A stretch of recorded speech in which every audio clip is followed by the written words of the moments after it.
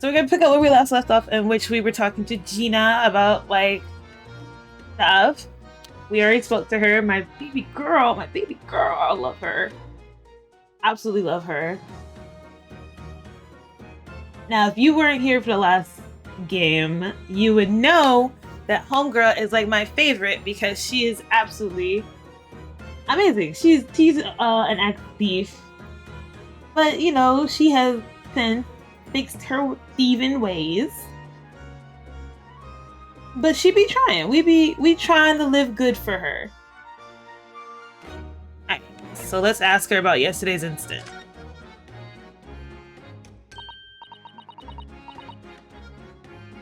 Core, it was out of this world, it was. Brainy bloke pulled a bunch of levers on his machine, and suddenly it started blowing smoke. Don't know why I'm talking like this. And then just went pop. I've seen a better experiment here yet. I'm sorry? You mean you saw it, Ginny? With your own eyes?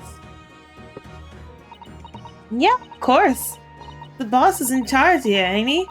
Of keeping everything running smooth, I mean? The boss being the Inspector Gregson, I suppose. That's going to take some getting used to. So all I have to say is I'm on duty and I can do whatever I want. Get this. I was up in one of them flying balloons when it happened. Watched it from above. No, you're so lucky, Ginny. Maybe I should join Scotland Yard too. Yeah, do it. You know how to put the boss in his place already, right? Iris, so you have no trouble at all. Then it's settled. When do I start? No. You can't join Scotland Yard, Iris. We'll see. Anyway, what I don't understand is this. If the machine exploded so spectacularly, how can Professor Bunny Brain still be claiming that his experiment was a success?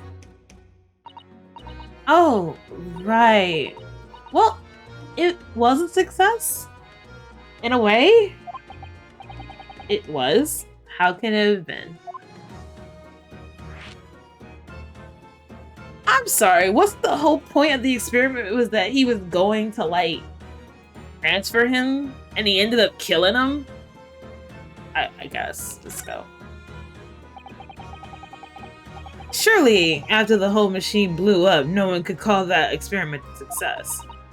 It was like I said, did sort of work. I mean, yeah, there was the whole lot of smoke and that whooping great bang. But where do you think they found the victim's body, eh? In the Crystal Tower, over there. Okay, so he was trying to get him to go from one spot to the Crystal Tower, and he made it to the Crystal Tower. He just didn't make it alive. So he made it there, just not alive. What? In the tower? You can see it for yourself, can't you? Up there above the scaffold. Oh, where all the broken glass is, you mean? Yeah. The cage what the victim going and start with really did get beamed through the air and whatever and landed all the way over there. So you see, it did kind of work, didn't it? What? I don't believe it. I mean, I don't get the ins and outs of it, but nothing possible, right? With science. Oh, I tell you what. You could have this. It's the plan to the experiment they drew up in the yard. Are you sure? Yeah, go on. I had 3 buff off you before, so fair's fair. Yeah, I didn't actually give that to you, did I? We paid for evidence, you know, just like other cops do.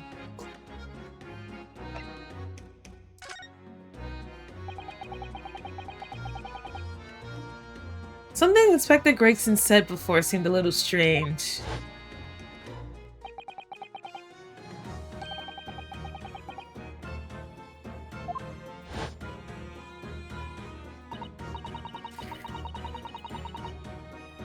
Yes, naughty old Greggies ran off after without explaining himself. Listen, we're no, like, if there's anything to do with, like, you know, investigations and journalism involved, well, at least in detective work situations, paying to get some evidence isn't exactly, like, legal, but it's not unheard of, as it's more of a common practice, really. Oh, right, that. The boss said no one's allowed to investigate that weird machine what blew up yesterday. Well, that's not fair. We're representing the defendant. In that case, could you at least tell us what you've learned from your investigation? So wait, I can't investigate the prime device needed in this investigation? In order to defend this dude, I can't look at it? Like, hold on. You're telling me I can't look at the device that I need to use to help my client become innocent? Or help prove that he's guilty? Okay, then.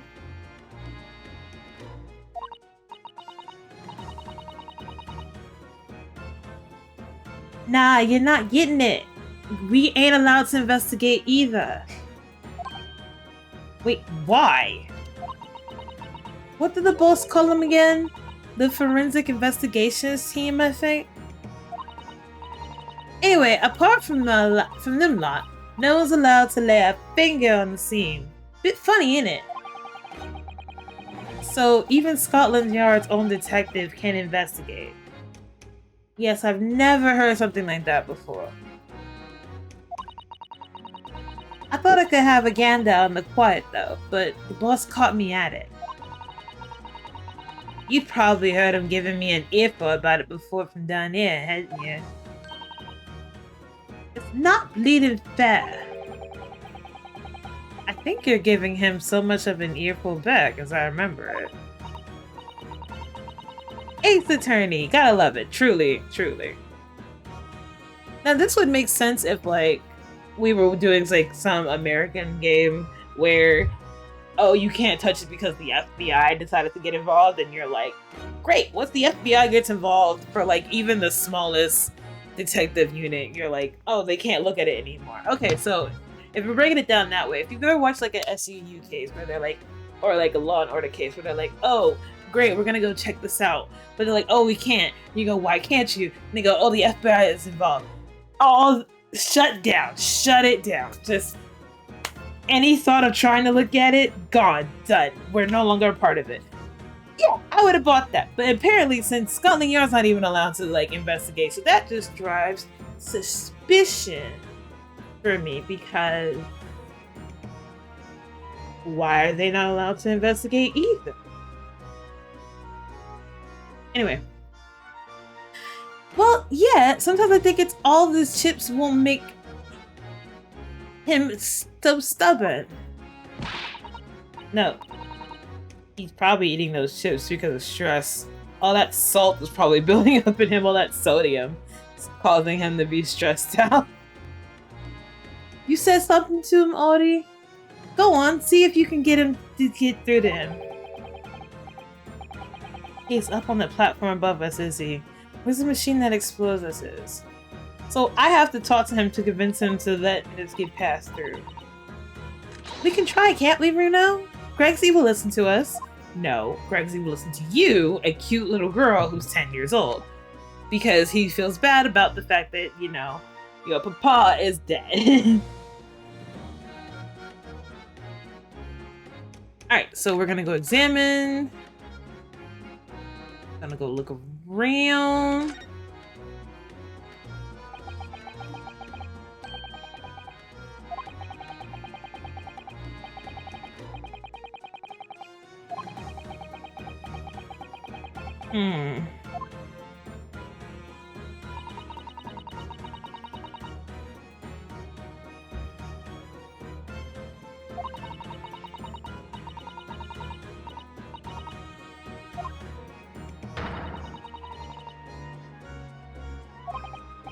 An art gallery, a museum, a zoo? Oh, wow.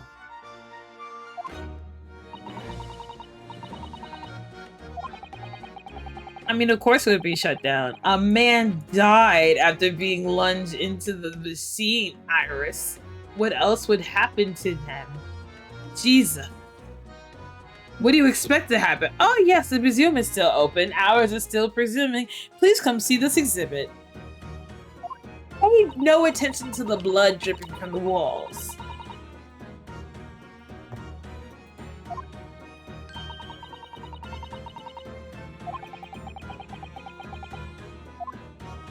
Londoners must be very patient people. Yeah. Well, trying to look up. Is that where he fell through? That's where the cover ends after the investment and whatnot. Of course. And yet, they're calling the experiment a success. What's the wooden scaffolding there for? I guess for them to stand on it? The coppers, our lads, set up this after the incident happened. To get the buddy down, I think. Don't know, really. Interesting. Do you think it will help? Didn't you help to erect the scaffolding then? Nah. Look out through these more my thing. Wandering around the exhibits and keeping a lookout for fun stuff. Mind Gregson doesn't hear you saying that, or he'll give you the boot. Incredible though, isn't it? I mean, couldn't the victim really have bridged the gap by some sort of invisible kinesis? Probably not. I'm getting the idea that he was lunged in there, but okay. Alright.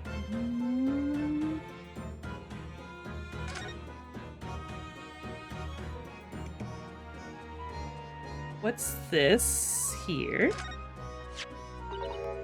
Oh look, what's this? A piece of ripped cloth. It's not like the fabric I've seen before. Very thick and stiff and looks extremely durable. It's canvas, I think, with some sort of rubber backing. And the edges appear to be a bit charred as well. Maybe it has something to do with the explosion? Well, let's make a note of it while Guinea is mid-yawn.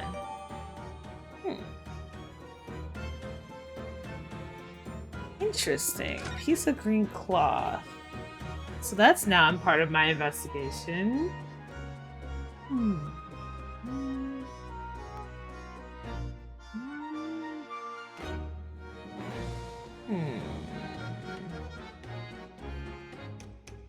I move my... I want to make sure I'm not in the way, so let me move myself a bit.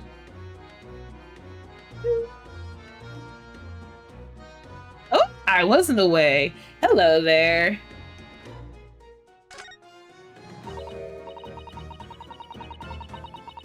Ah, it looks like someone dropped something behind the tree just there. It's okay, you're gonna see it later when we do the investigation, so don't worry about it. Dropped or hid? There it is. What's this? Some sort of part of the machine that exploded? Maybe. It could have fallen from the platform above it, the blast perhaps. What's going on over there? Nothing. I don't know. I don't think I'll hang on to this just in case. Because now she's a part of the cop, so she can't exactly see that. Or, you know, we might just, lose a case, so we're just going to be hiding evidence as one does. I'm getting real Sherlock Holmesy over here. Just like, picking up the wind is all, just, ooh, look at this rock.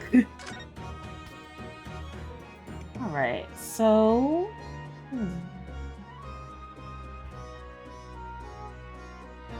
Guess we can go upstairs, I guess? These stairs obviously lead to the stage above. We should go up there and investigate the exact spot where the experiment was being conducted. So up we go. Ooh, it's a beamy thing.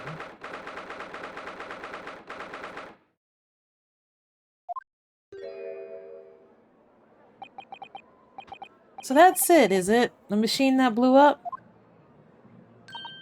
Oh, it must have been the magnified explosion. And I've seen my fair share. You've seen things like this before, yume. Of course! Probably always doing experiments in the end that end in a bang. In fact, in his own words, explosions are the very essence of chemistry. Ah. That might explain the smell of burning that frequently comes from walking up the stairs.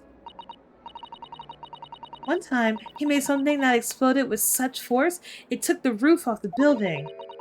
Oh, I wish you'd been there to seen it, Reno. It's hard to get excited about that, given that I now live in that roof. Well, anyway, that's enough about that. Time to investigate. More proof that Holmes is a danger to society. Oh, look! Inspector Gregson is over there. He seems to be deep in thought about something, whilst eyeing the machine carefully. Really? He just looks confused to me.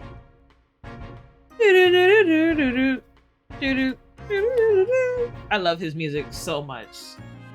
His music is so great. Let's look at the machine. The sparkle of the machine. It ripped itself apart magnificently, didn't it? Magnificently and mercilessly. So someone stands in the middle of the machine to be disassembled, then beamed through the air. Yes, beamed. Not blasted. That's the point. Yeah, so that part's crucial, really. Is something like that even possible, though, Iris? Oh, Bruno, I'm just a child. How should I know? A child when it suits you, you mean? As what I'm getting at. It's like she's a genius, but they are like limiting her from her genius just so you don't like. So they're putting a cap on like her genius because they don't want you to be like, wait, but she's like a child genius. Like, shouldn't she know? Like, because she invents stuff all the time, and they're like, oh, but she's just a child. And you're like, well, yeah, but she invents stuff all the time. So like, shouldn't she have like an idea or maybe like a tinker with it? And they're like, oh, but she's only 10. I'm like, yeah, 10 when it suits her. Ugh. Nice way to deal with a loophole game.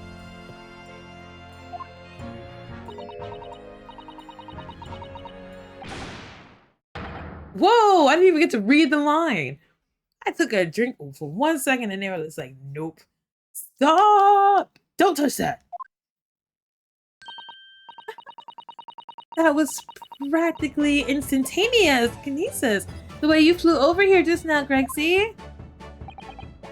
Please, your ladyship. I didn't mean to startle you.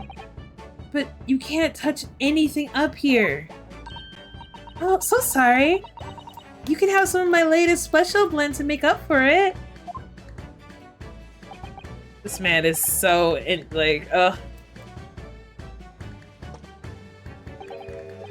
Ah, wonderful. The stuff is really wonderful. It's just like old times, this is. Never seen a grown man so down bad for a child. But in like the most endearing way ever. We're representing Professor Hairbrain in court tomorrow. So we should be allowed to examine the scene.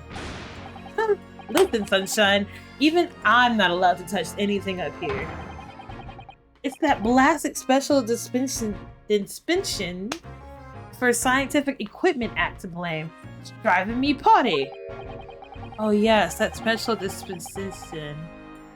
The professor mentioned that too.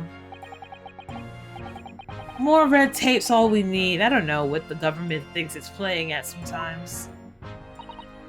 But we're allowed to just look, aren't we? Eh?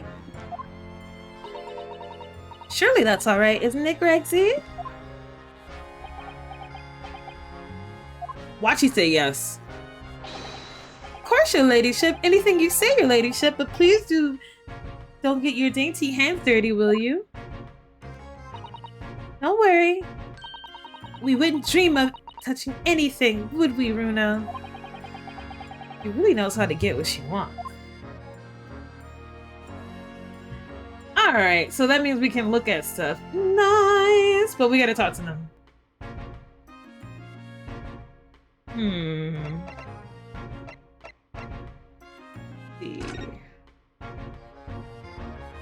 Is there anything about this machine that like is totally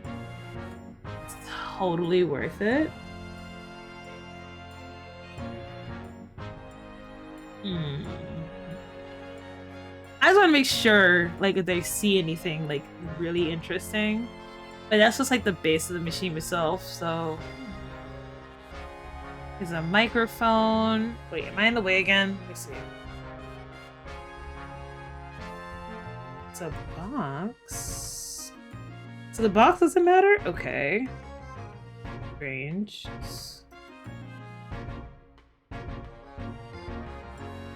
I guess let's see what happens if I click on the machine again. Considering how badly damaged everything is, Professor Hairpin was lucky to escape unscathed, I'd say. We should have a good look around on that machine while we can, I think. Touch anything and I'll make sure I'll kill you before I get strung up myself, you hear? Alright, my bad! Anyway, do you really think this machine could actually dissemble people like the professor claims? He asked, looking totally incredulously. Give it a rest, Sunshine. If we were allowed to examine all this bleeding scrap metal, maybe we could answer that question. But we can't, can we? Because of those annoying rules, you mean? Exactly! The annoying obstruction flaming rules! Oh, look at the base of the machine there. Oh yes! It's a tool of some kind, just poking through the wire flash. It's a screwdriver, I think. Ooh, isn't it a lovely one? The handle's the shape of a letter A. It is? Oh, you're right! What is the matter with you? Don't touch anything, I said. Touching anything and I'll make sure I'll kill you before I get strung up myself, I said. Yeah. I understand. I'm sorry. I only touched a teeny weeny bit. But Gregsy, I'm curious about the screwdriver. Really very curious. Watch him fold. Here we go. Of course, your ladyship. You're so clever, your ladyship. Fancy spotting something like this. But I'm afraid I can't let you have it. But Runa found it first. I assure you, I'll investigate it thoroughly.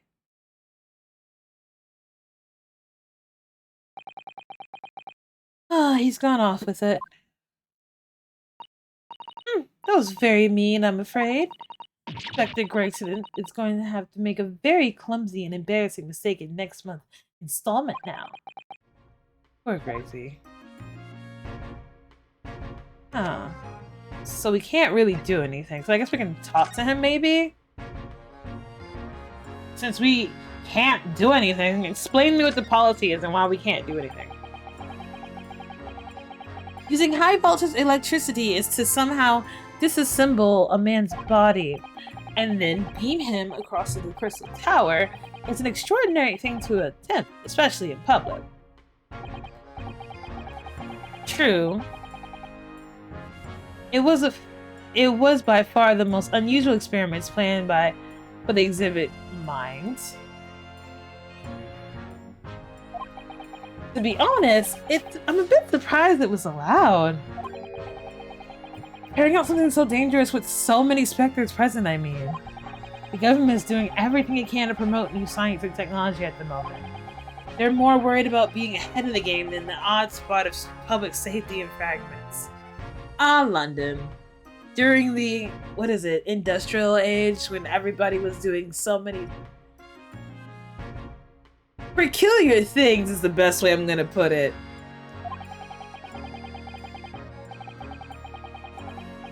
All to keep contact of being, the dominators of the world. Isn't that right, Britain?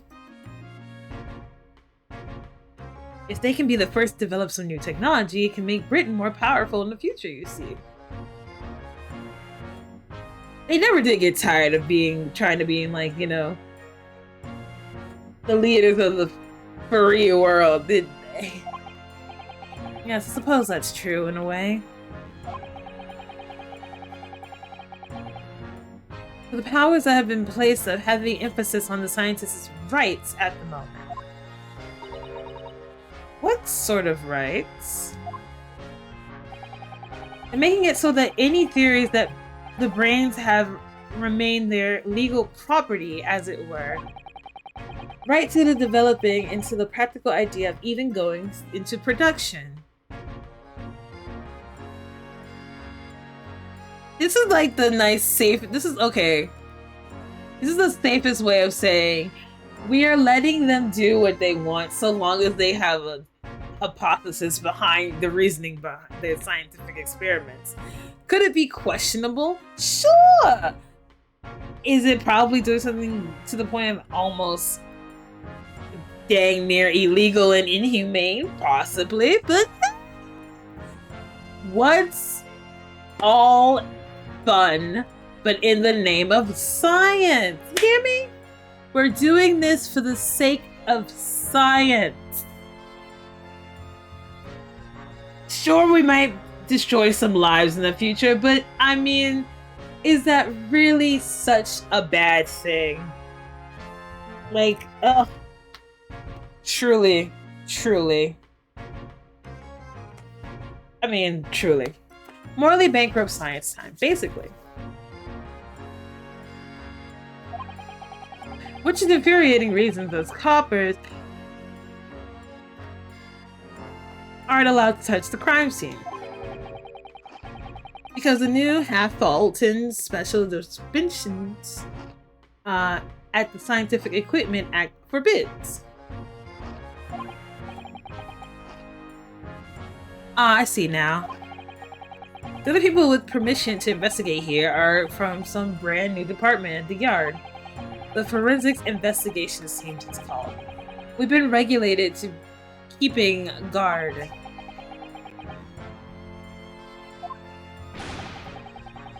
Any old fool can see that the heap of scrap metal was a sham to begin with. But just because it's scientific equipment on the paperwork, we can't do a flaming thing with it.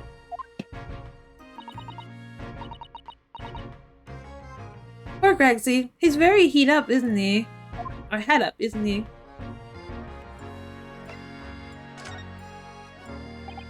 Remind me again, what's the new legal act that means we're not allowed to touch the scene here? Are you having at me, Sunshine? It's the Special Suspension for Scientific Equipment Act. Yes. I think Hurley mentioned that recently. With a real twinkle in his eye, as I remember. I'm sure he did, your ladyship. I'm sure he did. Perhaps especially for this great exhibition it was. All scientists have to do is present their ideas or inventions to some student in the civil service, and if it gets a rubber stamp, then they're guaranteed the rights to maintain the invention's confidentiality. What does that really mean?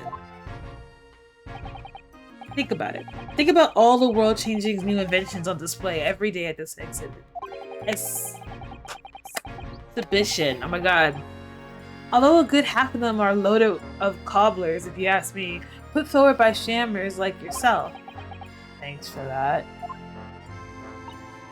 Oh, I love how absurd these inventions here are. It's all so fun.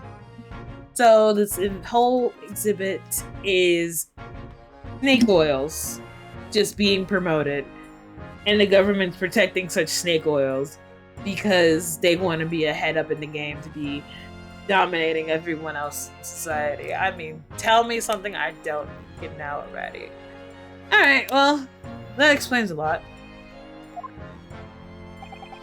It might be fun to you, but the matter of the forces has to be presented at every single demonstration. Can you imagine, eh? Hang science? That's what I say. Oh, I don't think that's so. That sounds like like my dream job. I mean, yeah. Given who she is.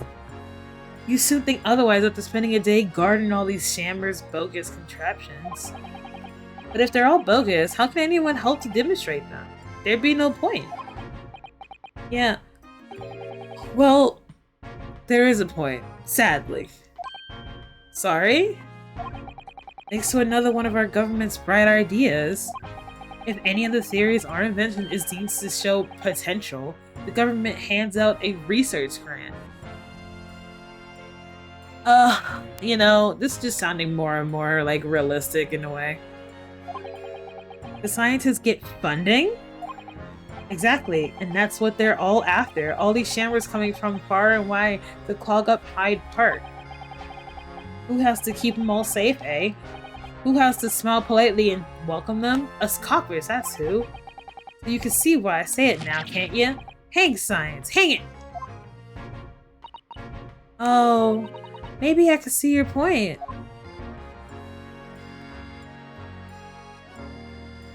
Alright, I'm already doing the thing where I theorize again.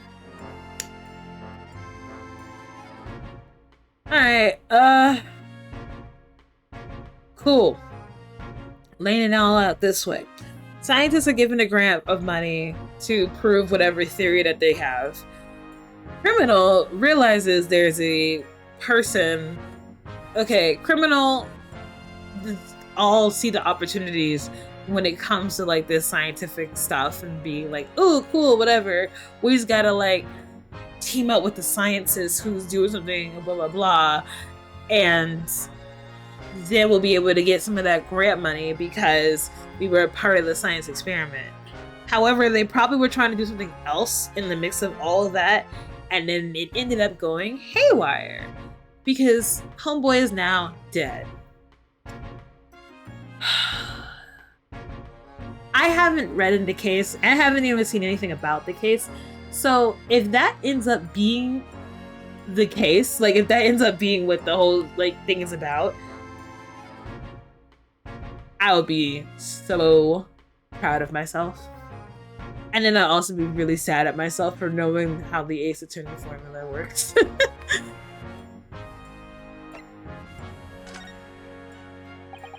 Apparently, Professor 𝕤𝕒𝕤 lives and works in Germany now conducting his research. That's right, came back to Britain especially for the great exhibition, as I understand it. Probably after one of the government's research grants. Actually, we learned something about the professor earlier today. About his time in further education. It turns out he was at the university with someone we both know. Lord von Zeddy. Eh? What's that? That's news to me. But if von Zeke's demands the prosecution, then as the accused, the professor's fate is sealed because the Reaper will get him one way or another. Blimey, that man's beyond me. I didn't know what's going on in that head of his. Talking of Van Zeke's, this morning's paper ran the story of him being attacked. Read that? Oh yes, but the Reaper is completely fine. Nothing to worry about. Yes, right. Glad to hear it. Were you hoping he died? Still, the Reaper, huh? How long's that business gonna keep up, I wonder?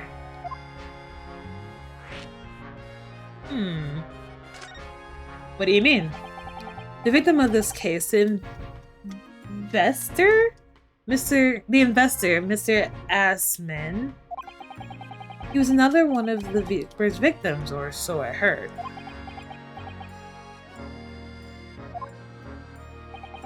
Lord Barak von Zeeks is top-class prosecutor, of course he is, but even he can't always push the right verdict through. Sometimes justice can't win. Yes, I know. I've seen it happen. Yes, I heard about the jurors being bribed and evidence being falsified. And that's how the notion of the Reaper of the Baileys came about, isn't it? Obviously, Scotland Yard suspected Von Zeeks initially, because we all assumed that he was taking matters into his own hands, but he failed to seal the deal in court. Although the man himself denies that charge, we've done a very thorough investigation. Conclusions were reached. Is that Lord Von Zeeks is in no way related to the deaths of those people outside of the courtroom. There's no question in my mind. I'd stake my reputation on it, I would. But if that's true, then how would you explain it? All those defendants just couldn't have coincidentally died if nobody killed them. I know that, but I can't explain it. It's a mystery after all. It's the whole point of the Reaper. Professor Harebrain mentioned something else. He said that at university, young Von Zeeks was a totally different person. Easygoing and kind.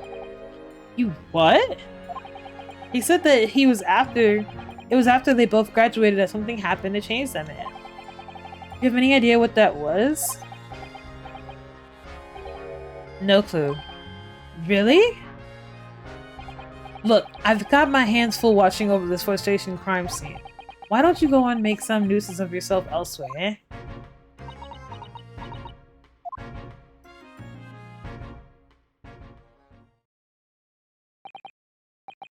Right, are you done here, Mr. Naruto? Sorry? Isn't it about time you were leaving? Or rather, it is about time you were leaving.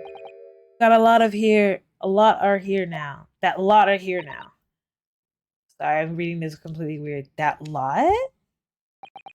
The forensic investigations team. They'll be giving me a heave-ho in a minute, too. Oh dear, poor Gregsy.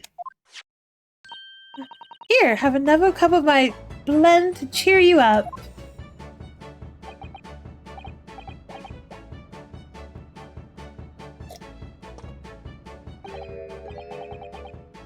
Ah, that hit the spot. Every time. A family rivalry forcibly adopted him. Oh, you know how that goes. So you lose your father in an elevator. I mean, the elevator is probably uninvented right now. And then all of a sudden, your enemy has decided to adopt your only child. Typical story. Tale as old as time as it was. Well, at the very least, I've seen the scene with my own eyes. Looks like it this far as we're going to get our investigation here next. I'm thinking... Harley might know something, mightn't he? About what? About Mr. Reaper! About what happened to Lord Von Zeeks, you mean? Because it sounds like something very significant occurred after he graduated from university. Something that completely changed his life. Maybe, but I have no idea where to find Mr. Sholmes at the moment. He's in the middle of some big case, isn't he?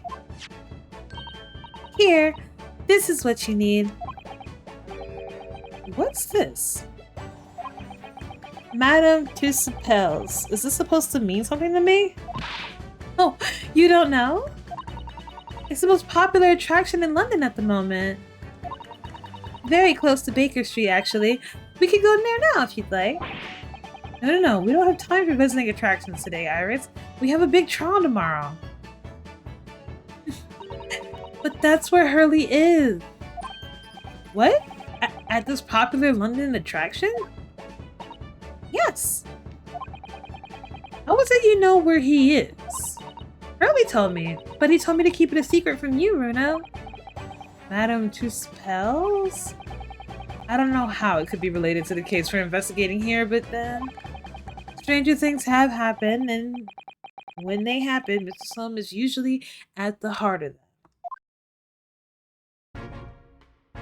Alright, well, Gregsy, it's been a bit of fun. I'm happy we got this chance to hang out with each other, but as it may be, I have to go. So I'll see you later. I guess that's where I'm going.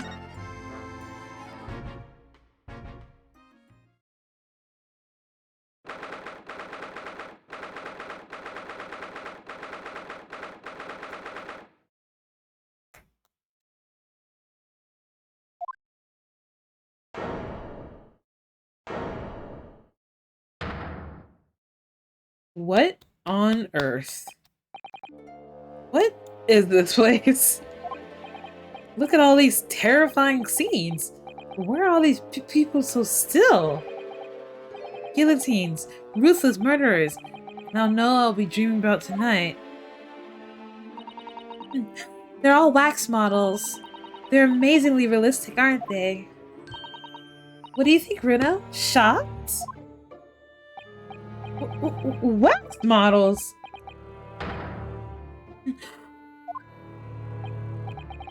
I read about dead bodies and wax once in a magazine about strange phenomena. Depending on how corsets are kept after death, parts of them can turn into wax, apparently. It called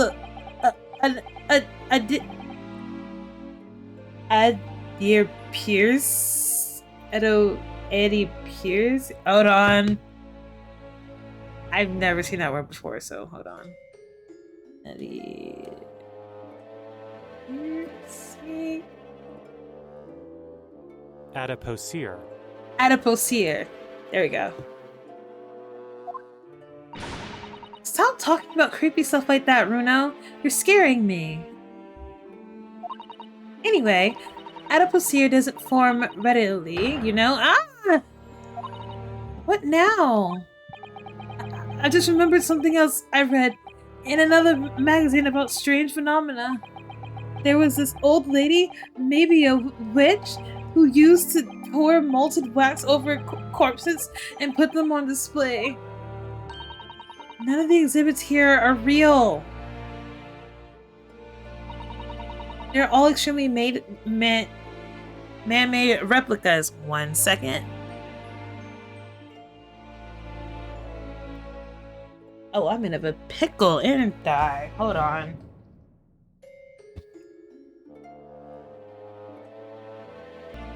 Okay, I am back. My headset was dying because I realized I need to charge it. So I need to grab my wire so that I can get it. But I left it somewhere very far, so.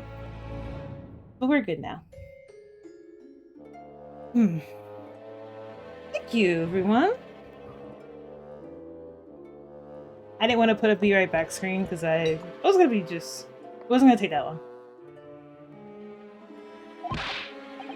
They can't be.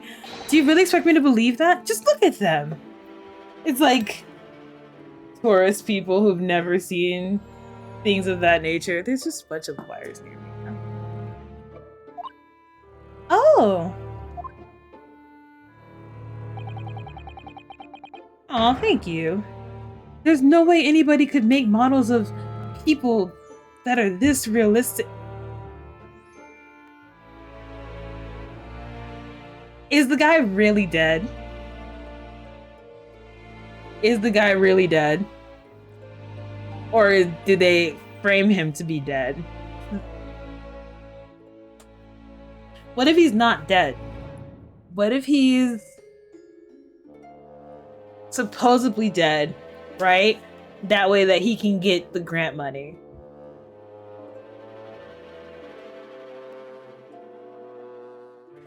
Most definitely seems like a frame job. I'm getting frame job from this. This is what this is what I'm alluding to. Ram! It's a scam. what I'm getting. And they're all such gruesome scenes. Fun fact. This is kind of funny. It's actually kind of interesting.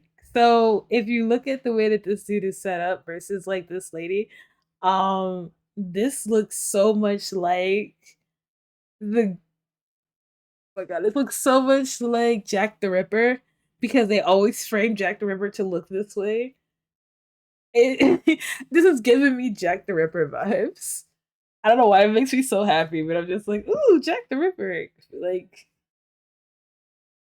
Jack the Ripper is one of my favorite kind of stories for serial killers because they still have no idea who that could be, or if it was a group of people, or if it's more than one person. Like they always said, oh, it could be. It was always hinted that it was like a doctor or something because, and like, if you don't know the story of Jack the Ripper, which you probably should, um, Jack the Ripper was a serial killer who mainly targeted prostitutes and um female prostitutes as far as they know. They assume that he was a doctor based on how he was surgically based on the surgical cuts that he performed. It was presumed that he knew what he was doing. So they thought it was a doctor. There's been cases where people say, oh, the Jack the Ripper was always this person. There's evidence of this person. They've never caught him. So there's been several copycats. There've been, there are some people who believe Jack the Ripper was a woman. That way, that's probably why they knew where to cut these women and whatnot. And there are some people who assume that he was obviously targeting women because, he was targeting sex workers because of a hatred towards them. I mean, listen, as messed up as it is, targeting sex workers and targeting people at that time is because it was easy to target those people. Like, I'm not victim shaming. It was easy to target the poor or people who worked in those industries because nobody was paying attention to them. No one really cared about them like that. So, yeah. Hold on. Okay, there we go. That was better. I was like, why is that going down? Like, I'm trying to turn it up, but it's turning down. So, yeah.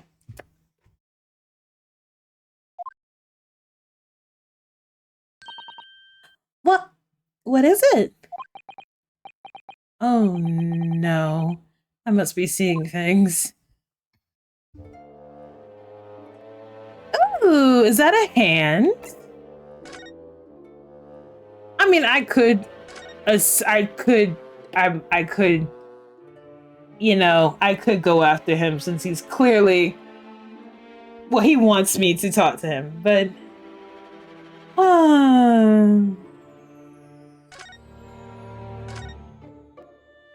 we'll get to that in a second. Why can I look at the ladder? What's so special about the ladder? What's that funny place for a little ladder? What is it? Is something wrong? No, it's just that in Japanese we have a totally different word for ladder that folds in half like that. We do in English too, It's a step ladder or just steps. So be careful of making assumptions about other cultures, Runo. That's how wars are started. I didn't realize step ladders were an essential point of contention. Oh, but the writers make an exclusive point. Great. I'm glad that they put that in. Thanks for people who wrote Ace Attorney. This was such a crucial thing to talk about. Oh my god. Okay, sorry. That's probably the dumbest thing that they were like, ooh, let's talk about this. Okay, I know no one's messing with the volume, but like I'm looking at the volume and that's why I'm like watching it jump up and down. Nah, and I'm trying to make it sound okay. And I needed to make sure it's okay so that when I record this for videos later, it doesn't seem too high and too low. There we go. Because I have such a soft voice sometimes, so you know how that goes. Anyway, I guess we should talk to Holmes. I want to know if this is Jack the Ripper.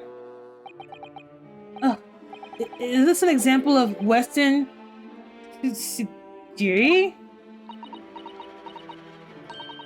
I don't know what that is. You know, when a unscrupulous samurai randomly attacks a passerby to test his sword? I still don't know. No. But actually, a waxwork samurai would probably be hugely popular. Could you model it, do you think, Runo? Doing that 𝕤𝕒𝕠𝕤𝕤 thing you mentioned? Well, I do have a sword, but I have no intention of testing how sharp it is on a human subject, for now at least. It's the great detective, Mr. 𝕤𝕒𝕤𝕤. They're gonna make me mention it. Mr. Moses' his own wax figure? Really? He is the world-famous detective, after all. It's uncanny resemblance, isn't it? It makes my skin crawl to look at it. I know. But look, Runa, you can kick this Hurley, and it doesn't move a muscle. Oh! You can't go around kicking as if it's like the Irish. Wait. It just moved. I'm sure it's not just a little bit either. Oh, really? Did it? And look closely. There are beads of sweat on the face of this waxwork model.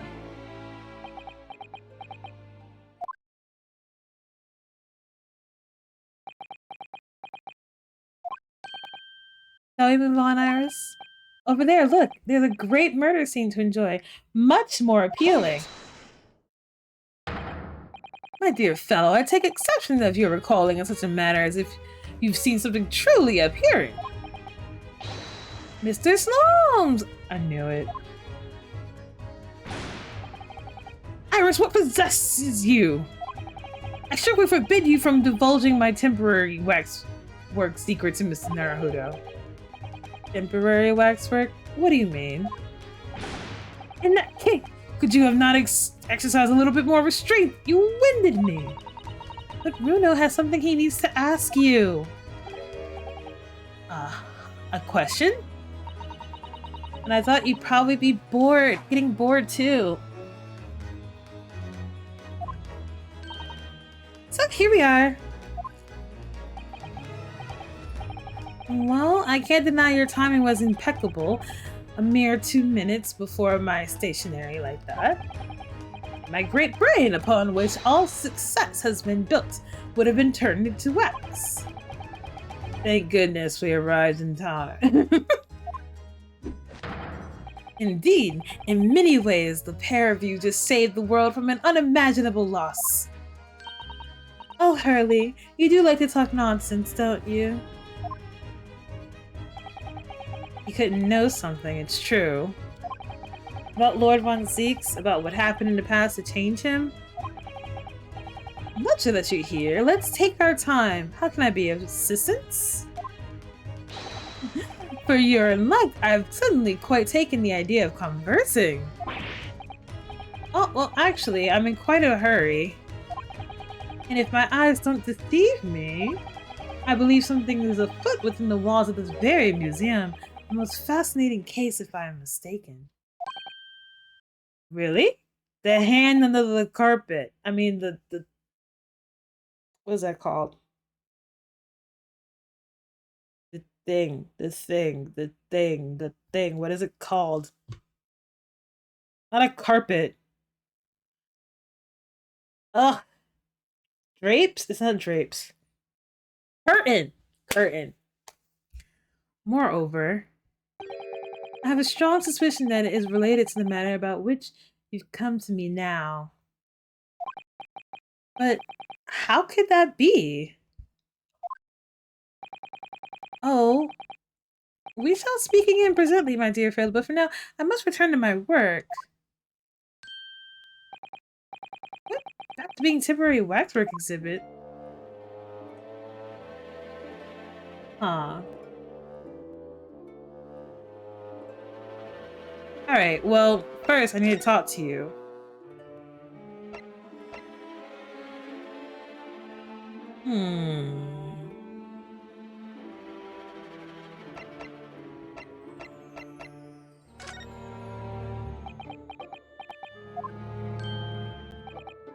Well, what is it you'd like to ask me then?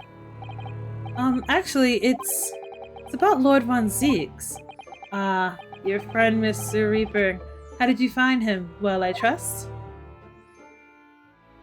Yeah, about that! And so I filled Mr. Solomon about everything I learned. About Lord Von Zeeks, about Professor Hairbrain, about the strange coincidence that they had been at the university together.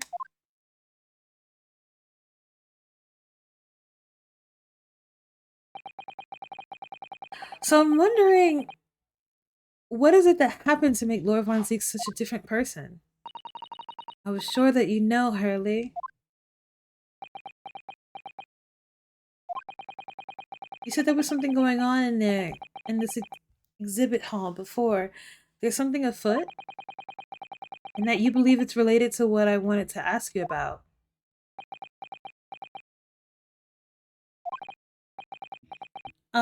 Mr. Snows? He suddenly clammed up. Well, it seems I've reached an unavoidable greetings.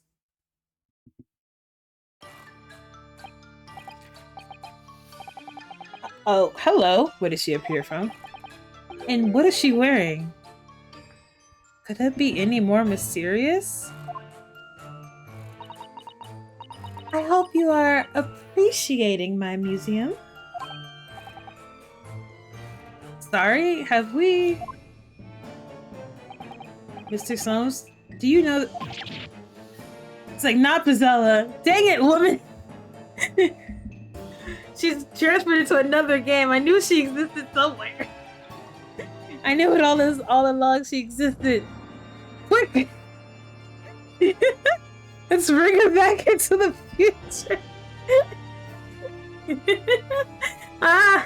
It's a great witch, Bazella! I'm sorry. Oh my god. If you were not there for that game, you should have been. You should have been there. It's a very great game. Not again. She's here for pre-revenge. Oh my god. Her name is Esmeralda. Oh. Oh, sorry. Okay. My apologies. I'm Esmeralda 𝕬𝕗𝕗𝕗. This is my museum of waxwork. What? You're the Madame 𝕬𝕗𝕗𝕗? Oh, sure. Though only 26 years young, I might add. Is that significant somehow? I'm a madam in name only. It adds a certain je ne sais quoi. Right. Firstly, I must apologize for my waxworks. Or rather, one waxwork in particular. That would be Mr. 𝕤𝕗𝕤𝕤. I was led to believe that he was a great detective, but it seems unable to settle. Oh my god! Next time you move from your designated exhibit, there will be toil and trouble.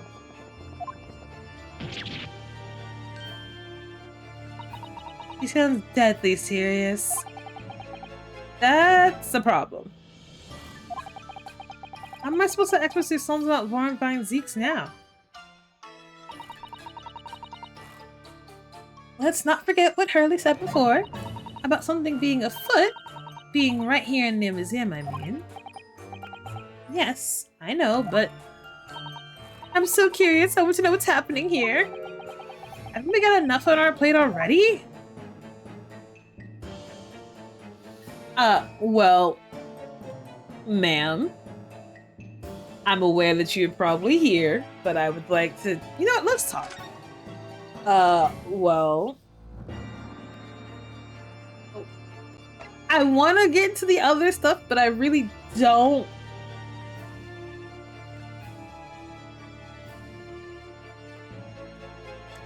You know what? I'm not even gonna get to it. I'm gonna just, what's going on? I wonder if I could ask you something. Bonjour. I was curious. Is anything going on in the museum at the moment? Some kind of incident, perhaps?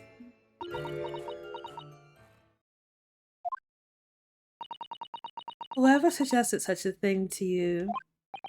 Oh, well, it was him.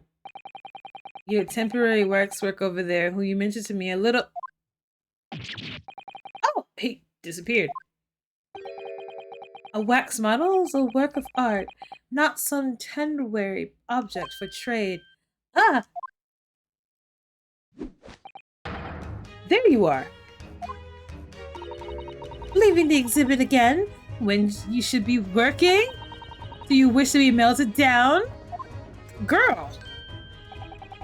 My dear Madame 𝕬𝕒𝕤, Savior recommends there are more pressing concerns. The wax can wait. It's our ideas about a certain problem we must throw into the melting pot instead.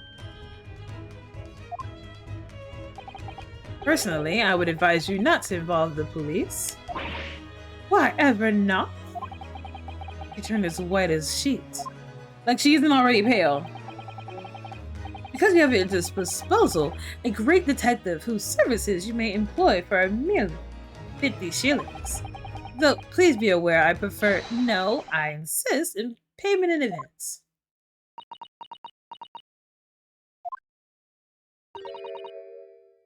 Very well. Let us see if the great detective is able to live up to his name, shall we? Before I engage in my analytical process, I must ask you to clarify something. What, pray, is behind the curtain? That is, to spell special exhibit, there's an extra charge to see it. The special exhibit in the House of Horrors. It must be depict a special killer then, I presume. Ooh, so that means I might be right about it being, that might be Jack the Ripper on the side. Nice! Would you ever be so kind to draw the curtain in, I wonder? Ah, absolute no! There's nothing amiss behind there. Nothing amiss, madam. Then what about the arm protruding ominously from under the curtain? Oh, no! I strongly encourage you to allow me to see what lies behind before the situation worsens. Yes, very well. I would draw back the curtains, but only a ball. I forgot how to say that.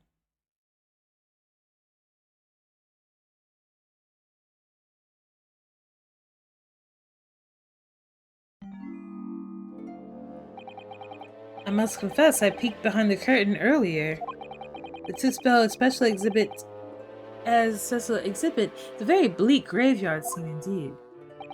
And yet, somewhat surprisingly, the waxwork killer would one expect.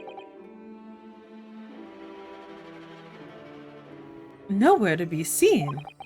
Where does one strike, however? Sacre bleu! Is the portly gentleman lying peacefully on his back on the floor.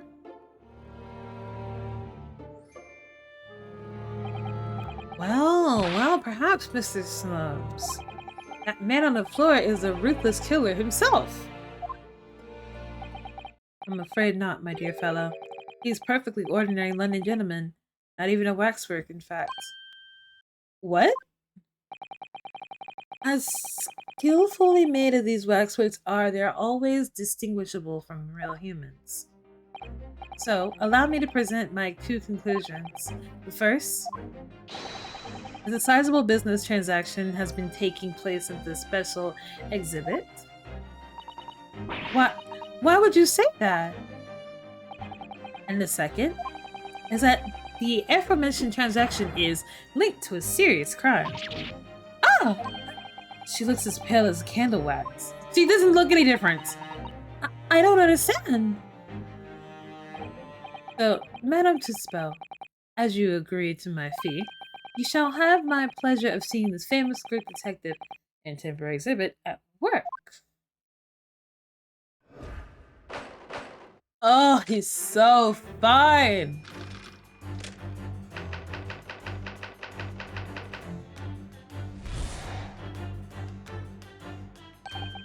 To begin with, we must ask ourselves what exactly afoot here is in this museum. The answer is revealed by the bundle of banknotes protruding so helplessly from your bag. In my exemption, some 200 pounds? Estimation. That's all my own money! So what does this large sum of money reveal? Not so much as an involuntary glance you cast, it could seem, Madame 𝕤𝕒𝕤𝕤. Yes, the answer lies where your eyes now fall. The significance of the 200 pounds revealed to be the public notice. Waxwork for sale. Your business has hit hard times, it would seem. In short, you sold the infamous killer, the centerpiece of your special exhibit, for some 200 pounds. None! Now, let us explore the exact curiosity of which we are presented. Who is this portly gentleman stretched out on this peacefully on the floor?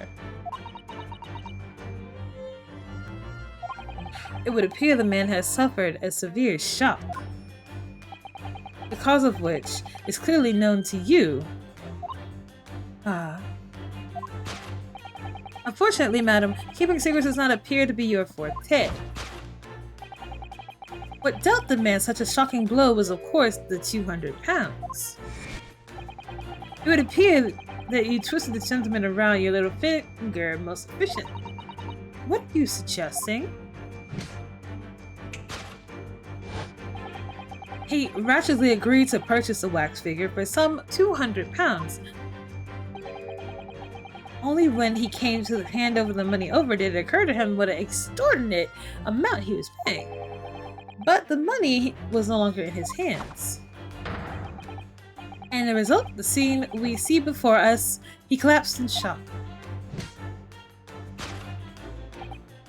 Yes, the killer is a special exhibit fetched a killer price. We can only pray that the gentleman's dreams are not plagued with regret. I forgot what his original suit looked like, and I was just so happy to see him in something.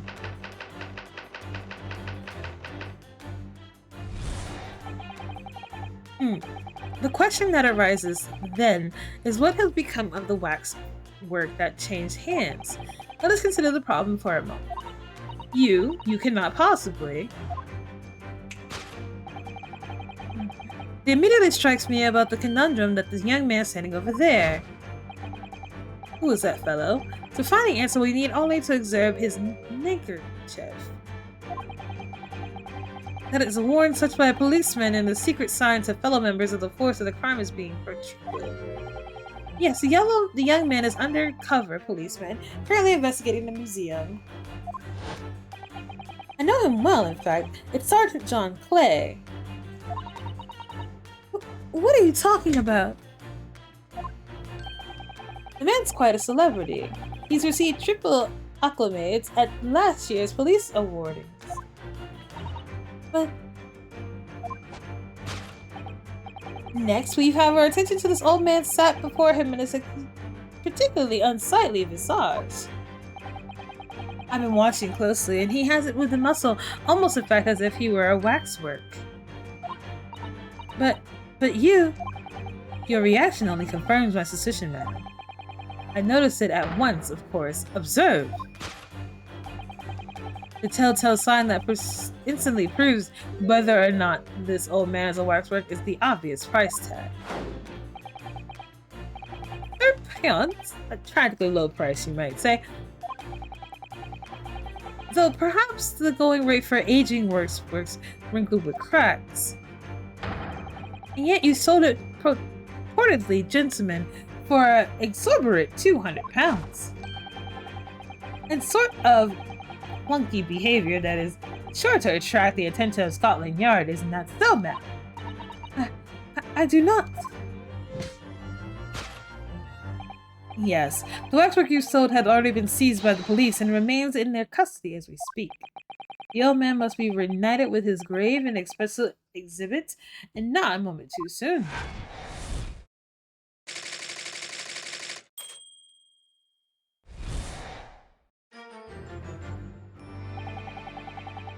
Thus concludes Herlock Sholmes' great deduction of this horrifying puzzle. Great, time for me to fix it because there's so many holes in this.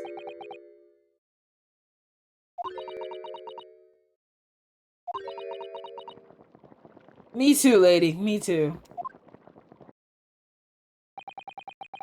I see, I've stunned you all into silence. You have, Hurley, you have.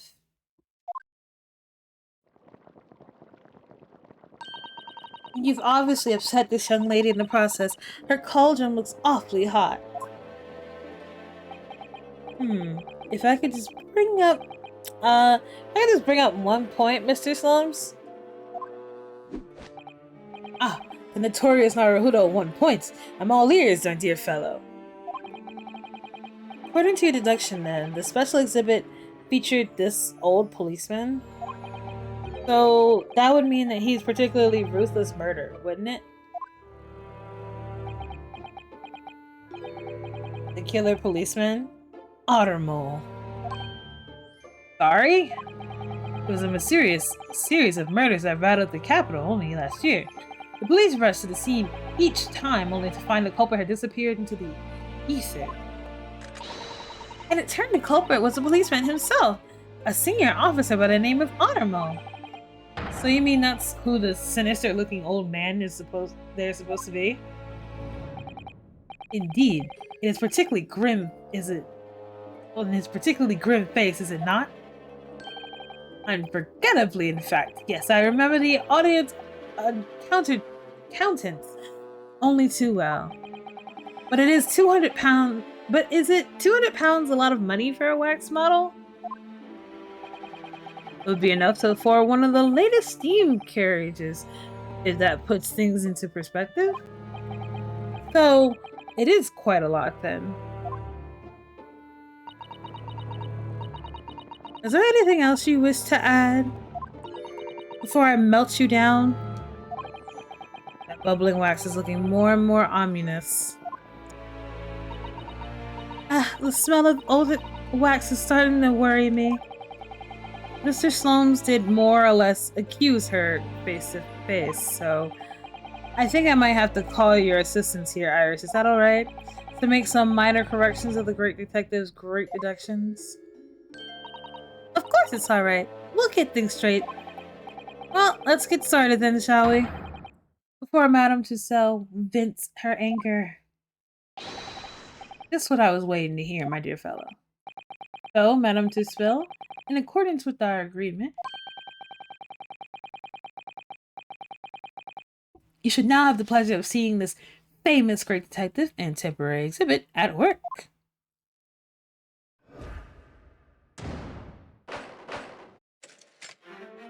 Alright, obviously I have to correct all the statements because he is literally crazy. Yeah. The thing is, like, I could speed through these. Because obviously, the beautiful thing about this game is that it leads you to, like, it stops you, once you're like, okay, It brings you to where you're supposed to bring the correction, so you can just like skip past a lot of these. Right, so here we go. She definitely looked in this direction, it's true. But I'm not sure she's selling any of her waxworks, even for 200 pounds. Oh? She must pour her heart and soul into making them, don't you think? Over and above the wax? And if it were me, I wouldn't sell them for anything. For what? For that much money, I would. But it sounds like it makes me a bad person. Well, anyway. I wonder if 200 pounds could have been some other significance. Let's follow the forensic glance again and see if there's anything else that could explain it. Alright, so she's looking in this direction. That's the public notice.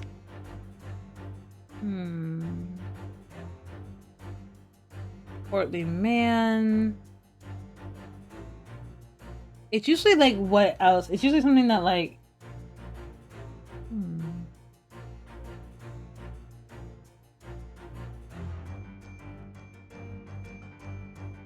Can I look at what's on the wall?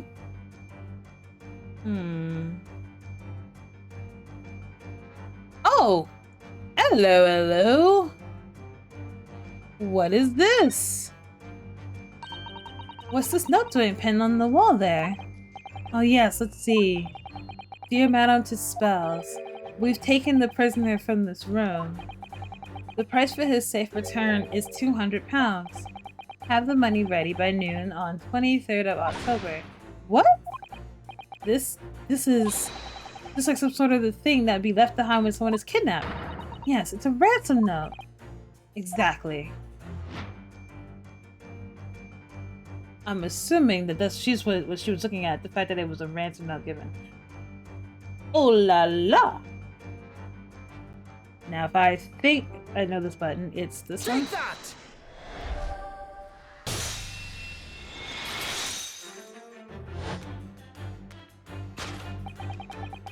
The significance of 200 pounds is revealed by that ransom note.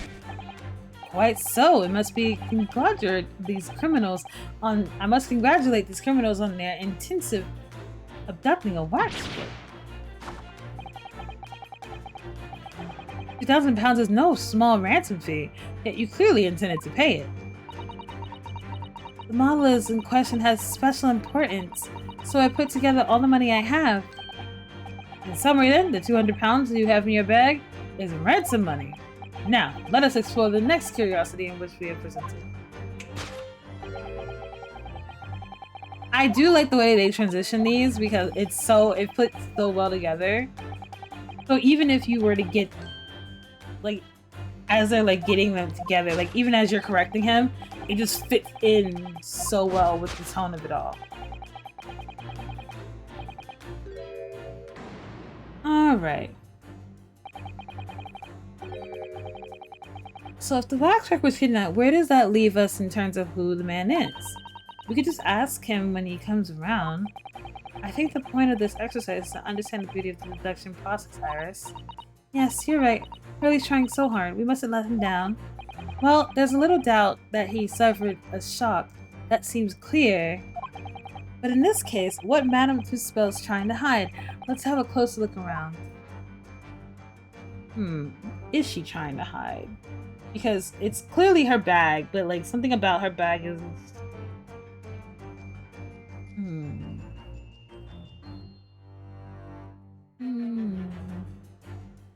Hello?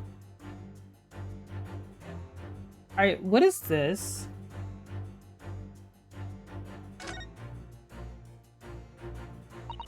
This is just Madame 𝕤𝕒𝕤𝕤's right hand, isn't it? Yes, it must be. I clearly can see her left hand after all.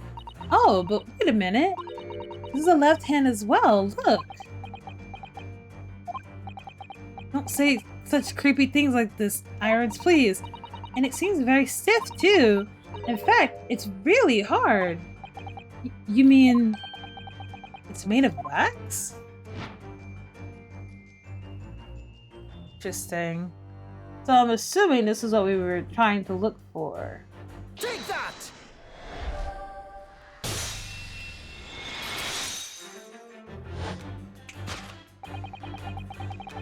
What dealt the man such a shocking blow was, of course, the waxwork hand. Indeed, with a solid waxwork limb, and one could deliver a very substantial blow. How could you... The hand protruding from the bottom of your cape. It ought to be the right hand, but closer inspection reveals that it, in fact, a left hand. Ah. And somewhat masculine as well. In other words, it didn't belong to you, madam. It is the hand of a waxwork model.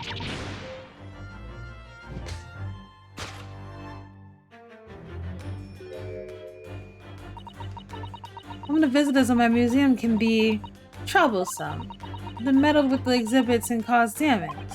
And so you mean that arm? Yes, that gentleman saw it first to try to remove it as a souvenir. No small keepsake. Like taking the whole branch of a cherry tree when you go to view the blossoms. I'm afraid I had to teach the man a lesson.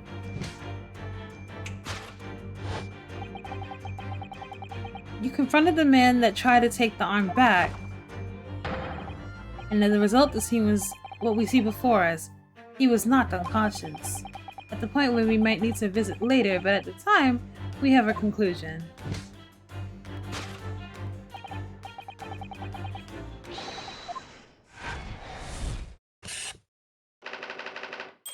Kidnap.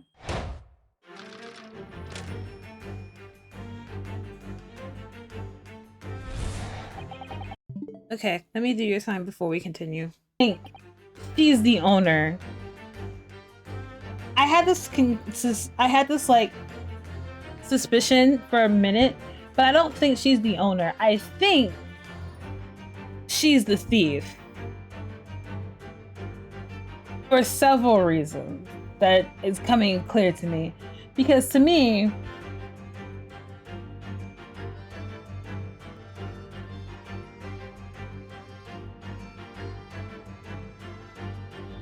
like, it's coming clear to me that she's literally, like,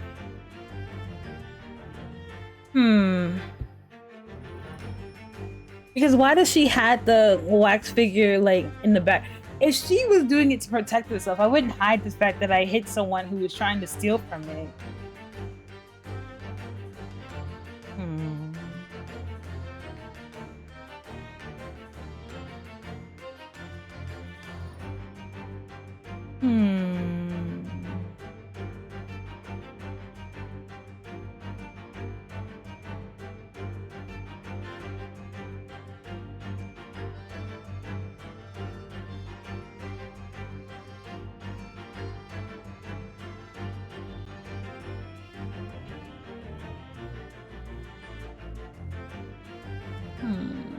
I'm putting it all together in my head.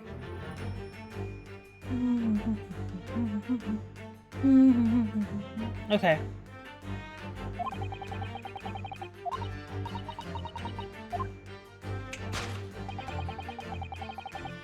But then I'm wondering, how does she get a hold of the wax? Because I'm assuming if the police are here, then they're here to capture her.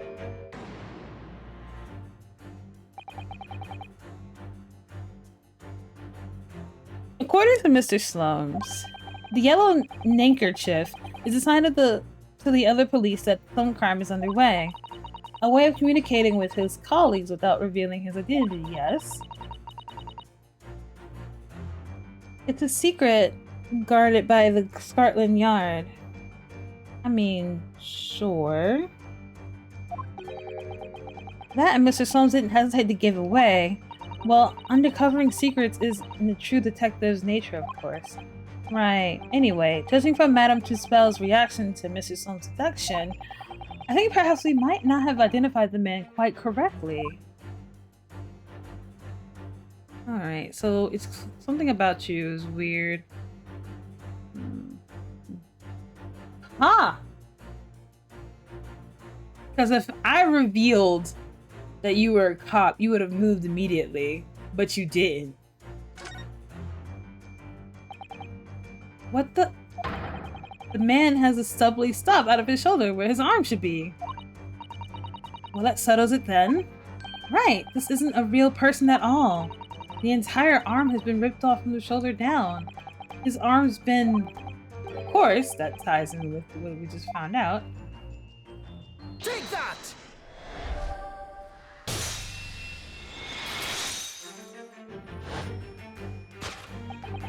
Who is this fellow? To find the answer, we only need to observe his shoulder stub. No boneless human walks the earth, of that I can assure you. He's been disarmed! Conjuring your mind palace, something like that. In other words, the man standing here, the young Sergeant John Clay, is in fact, defying all odds, a wax model. I seem to remember it was you who concluded that he was a real person in the first place, Mr. Slums. He has become quite a celebrity in London, being the winner of no less than 3 policing awards last year. I simply had to make the model of the man. Naturally, what other explanation could there be? And it has been the detective's arm that was pulled off by the man on the floor in the special exhibit, wasn't it? Next, we turn our attention to the old man who's... Okay, so...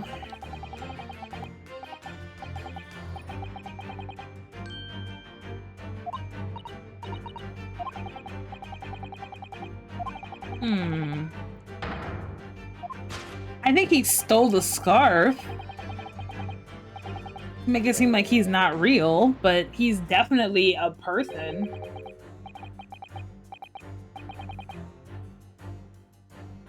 A killer policeman called 𝕤𝕒𝕠𝕤𝕤, was it? Was he well known? It was all over the papers last year, but I can say that I know what he looked like. It's a very low price though. 3 pence isn't much money. Only enough for a few measly hours of gas in Mr.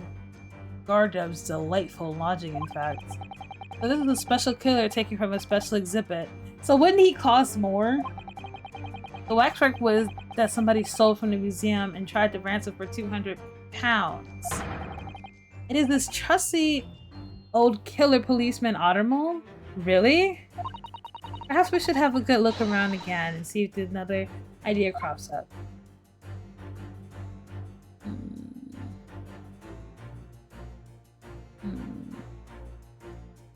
There we go. What's this? Look at this. The old man's tapping his foot like crazy. He seems to be fast asleep though. He's not tapping his foot consciously then, so that means it must be a twitch. Never mind that, the point is the waxworks don't tap their feet or twitch. And look at his arm too. We've been seeing a scarf like that somewhere else around here, haven't we?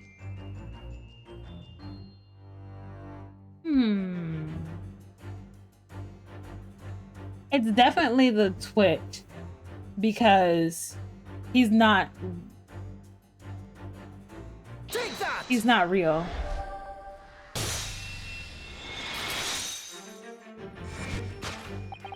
The telltale sign that it instantly proves that whether or not this old man's a waxwork is the obvious twitch. Even the most realistic waxworks do not exhibit a twitch. In other words, this splendid old man is in fact a genuine member of the Scotland Yard. Like shifting your choice of adjectives then. And there you have it. Well, Madam Titspells. Well, what? It was me who contacted the police and demanded that someone come in first place. He's clearly fatigued. Does he sound asleep? But then, what's the price tag above the price of 3 pence? No doubt the price of the muffler, which the old Bobby purchased recently at a local market. And presumably you observed the scarf tied around his arm. Does it strike you, Mr. Naruhodo? Yes, the secret sign used by detectives to show that some criminal activity is currently underway. Of course, because as you know, there have been just criminal activity happening here. As you deduced from your very beginning, Detective.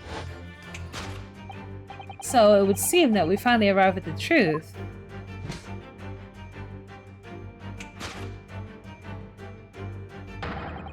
The waxwork of Special Ruthless Killer from their special exhibit has been kidnapped. and Scotland Yard are already investigating. But the model whereabouts remain a mystery. This concludes 𝕤𝕒𝕤𝕤𝕤's great deduction of this horrifying puzzle. So then where is he?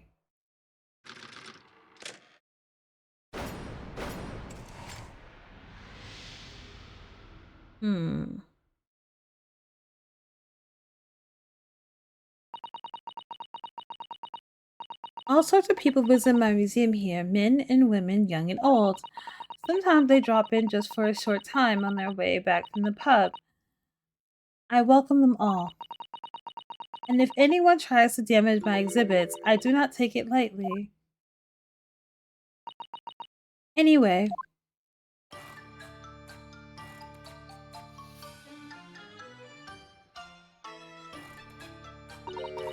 Your great deduction was even more enchanting than I had been led to believe. It was a pleasure, my dear madam. I am grateful that you enjoyed the spectacle.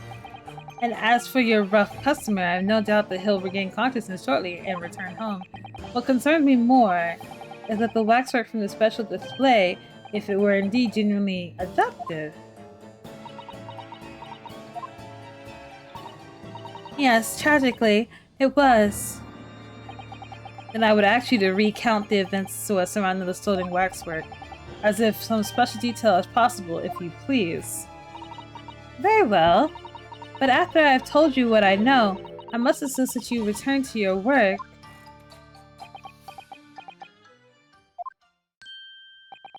The talents of the great detective could be put to better use, I feel, but as you wish.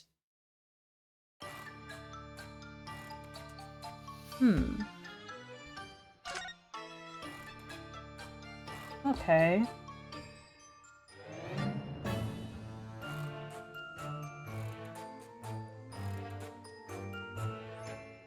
I'm assuming...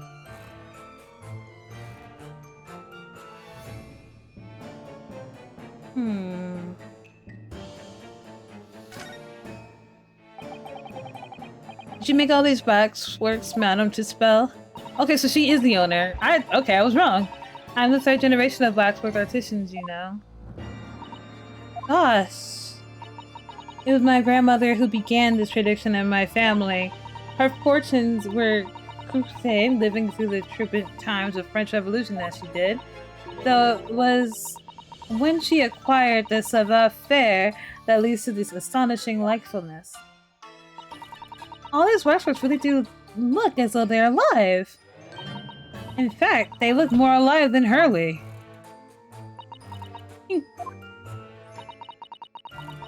What you see exhibited here represents the most astrologious of London's criminal past. All the waxwork here were created in the presence of the real people on which they are modeled. In the hours immediately following their executions, that is the secret to the extraordinary lifelikeliness. Sounds terrifying. All works of life have similar challenges, I'm sure.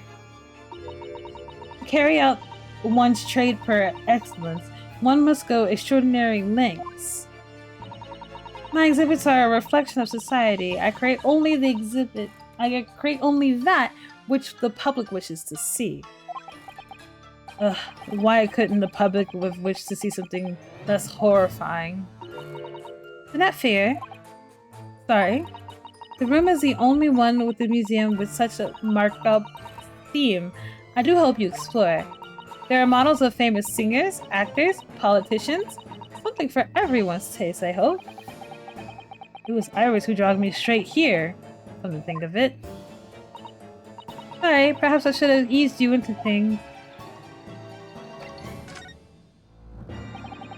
Tell us more about the stolen waxwork, please. It was some days ago now, when I came here one morning. I immediately noticed that the waxwork was missing from the special exhibit here. It was your most prominent display, so that's why the curtains were closed. And I found the ransom note in its place. The culprit must have broken in during the night and taken it then. So this waxwork that was stolen, it was a model of some horrible criminal, I suppose? Of a particular horrible criminal, in fact. The killer who left a more profound scar in society than any other, I would say. The Professor. Not a name I've heard of.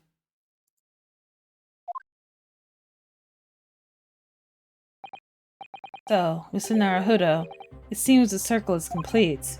Sorry? The Professor case happened around the time that I was born, didn't it? Indeed it did, Iris. 10 years ago, a series of murders that rocked the capital. 10 years ago? Yes, at least at exactly the time that 𝕒𝕒 von 𝕤𝕒 graduated from university, in fact. What? Well, the big event that changed Mr. Reaper's life.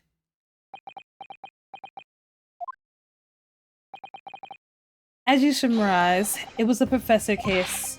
Who was the Professor then? Ooh, juicy!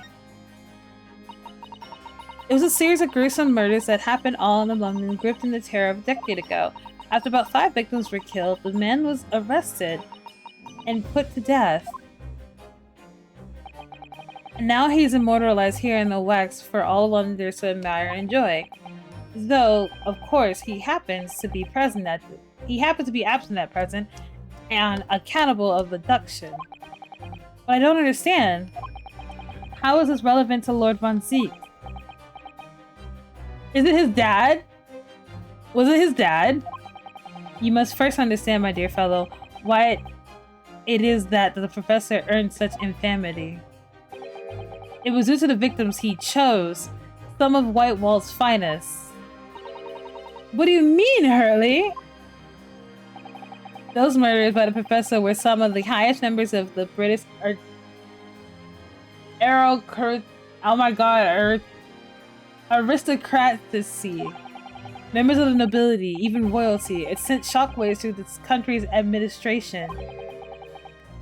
Members of the of course! What Professor Harebrained said. Lord von 𝕤𝕒 is from the family with noble blood. Oh, we're getting another dead scene here. Oh gosh.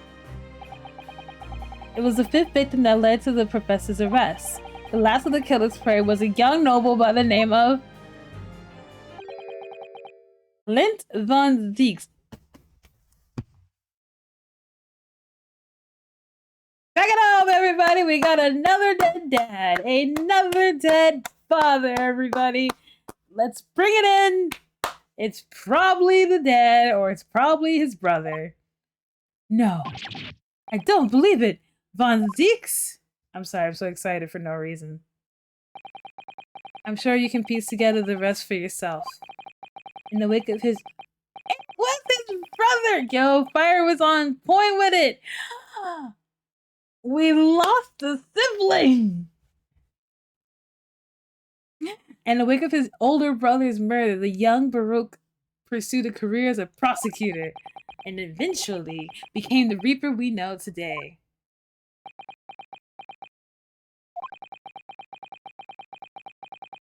I had no idea that Lord von 𝕤𝕒 had such a tragic past. I mean, yeah, it's kind of like the prosecutor's choice here. In Ace Attorney, all prosecutors must go through something tragic for them to have, you know, some reasons for being the evil people that they are. Well, I'm afraid that's all I can say on the matter. For the time being, at least. After all, I have work to do. As a wax exhibit.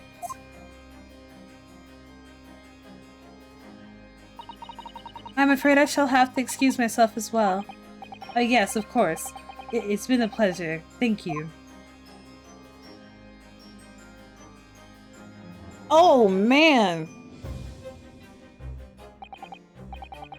Well, none of the predicted scenarios I've been analyzing involved you coming to visit me here. It's been too long. It really has. I'm delighted to see you, 𝕒𝕒. It's been 10 years. And here we are, meeting in prison of all places. I can't forgive myself for what happened to Mr. Assman. I just can't. I still can't believe it could happen. Tomorrow, the court will decide. Yes. I have a young Eastern man acting for my defense. He seemed reliable enough, though. It was an accident, a terrible accident. He assured me he could prove it. I must warn you. Oh, I know. I've heard already. You're going to be prosecuting, aren't you? Yes. Since I've returned to England, I've heard lots of stories. 𝕒𝕒𝕒𝕒, are you really? What? Never mind. I know that you have my best interests at heart. My friend is on trial. I wouldn't entrust it to anyone else. Of course, I fully understand. Thank you, 𝕒𝕒𝕒. Until tomorrow, then. I'll see you in court.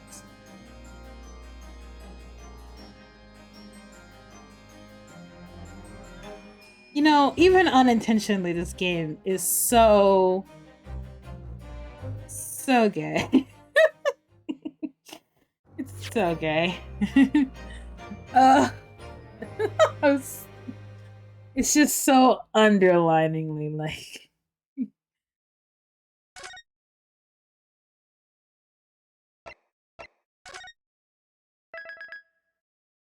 Ooh, we're getting straight to the trial. All right, before we start the trial, I'll be taking a short break. I'm gonna go get some more water, and then I'm going to go and grab a snack so that I can continue. So be right back.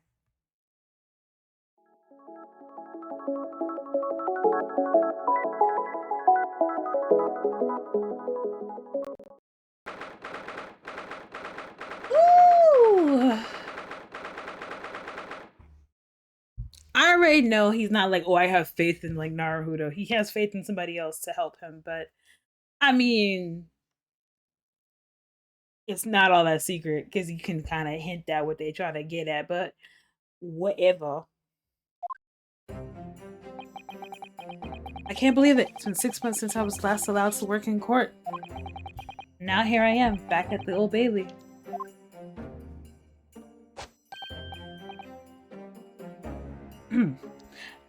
Mr. Naruto.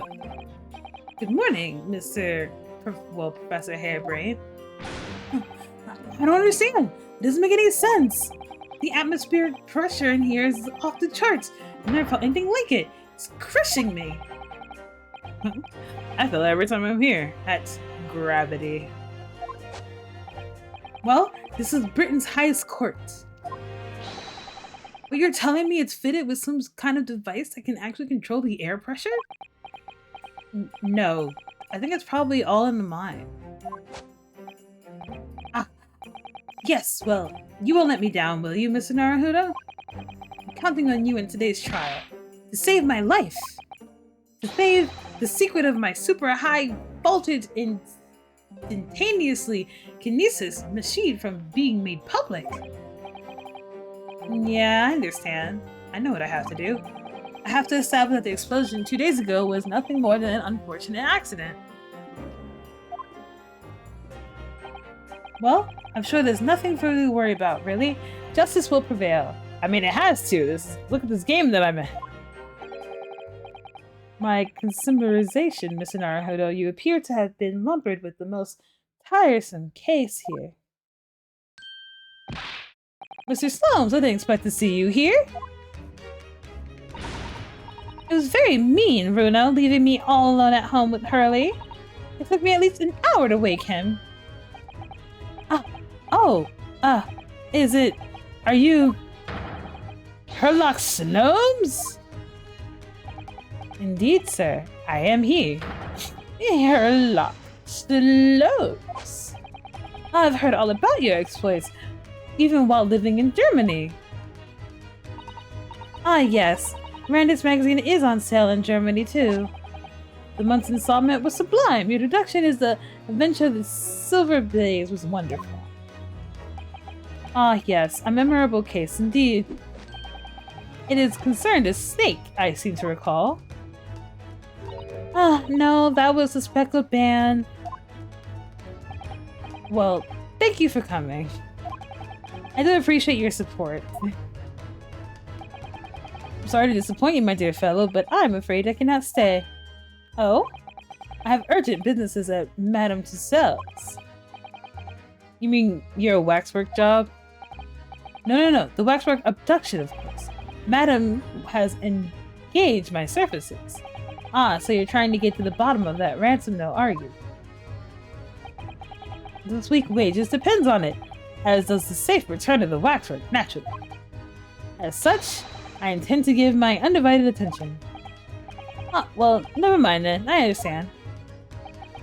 Of course, with my skills of observation and reasoning, resolving the matter will be easy as proverbial pie.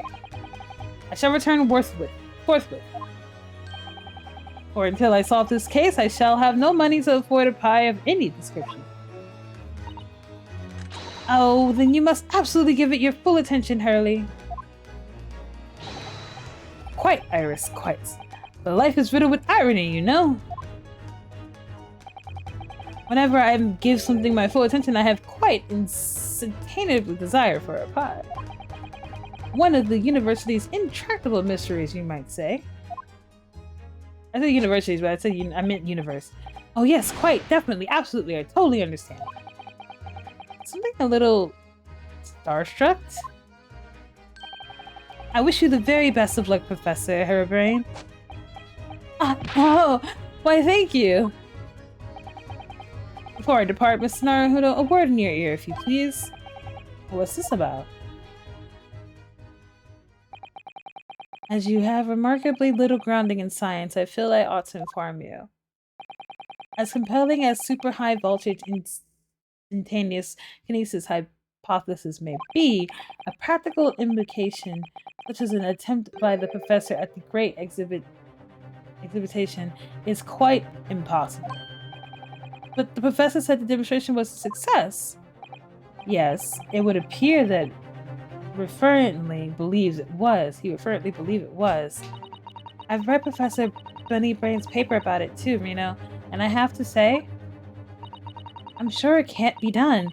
It could have barely be done theoretically, let alone practically. So he's completely barking up the wrong tree? But how can an experiment that had no possibility of succeeding, in fact succeed? That's contradictionary. And if that's contradiction, that will be at the heart of the trial, I have no doubt. What's that supposed to mean? Now, I must hurry along.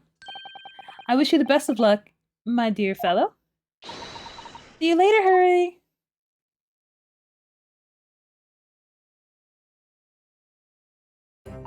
Well, it looks like you're on your own today, Reno. But chin up, you can do it. Oh, what about you, Iris? Oh no, I'm afraid I can't help. I have something I need to do. I see. It's going to be a big surprise for you when you find out what it is. Huh? That sounds ominous. Oh, guess it's time.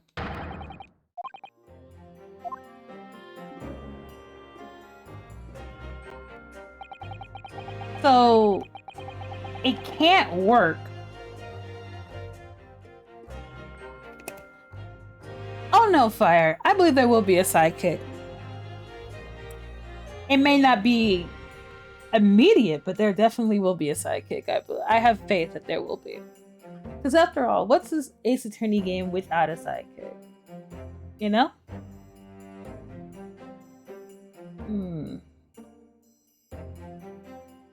It's just we need a chance to introduce them. I'm just trying to understand. I'm like, okay. So they both concluded that this didn't work.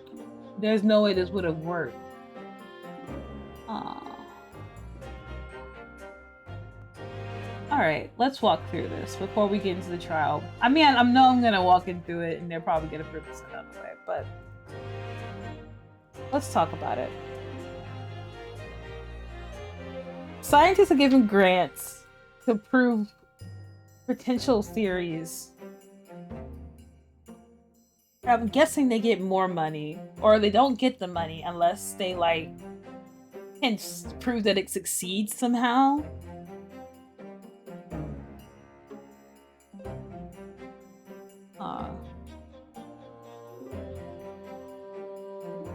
Or they get the money.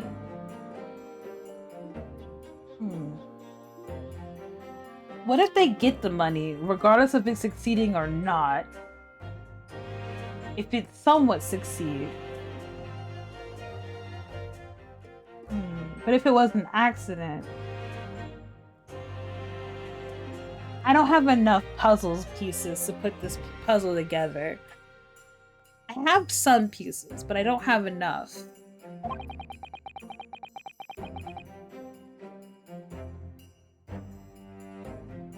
The guy is convinced that it worked, but there's no way that it could have worked. Yet he was given a grant anyway. I mean, the government was basically just giving off grants regardless, so... How did it succeed but then not succeed?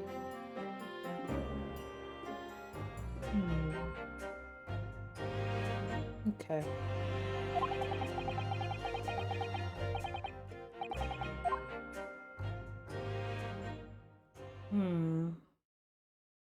I wonder who's on jury today. Not today, but like in the game.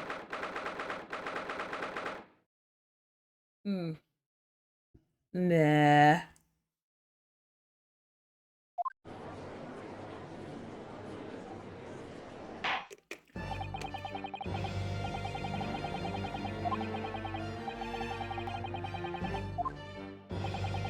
𝕤𝕒𝕚𝕤.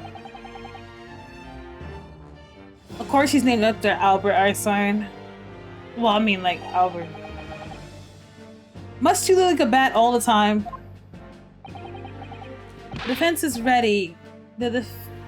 My lord.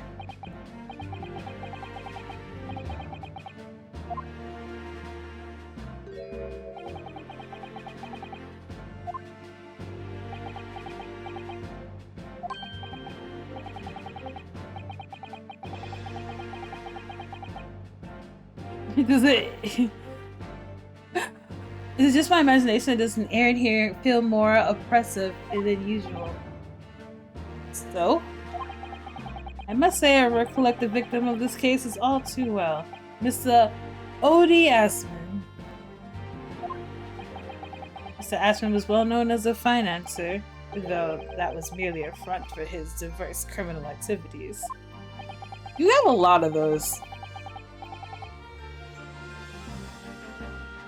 It was only a month ago that the man appeared in court prosecuted by you, Lord Von Zieks.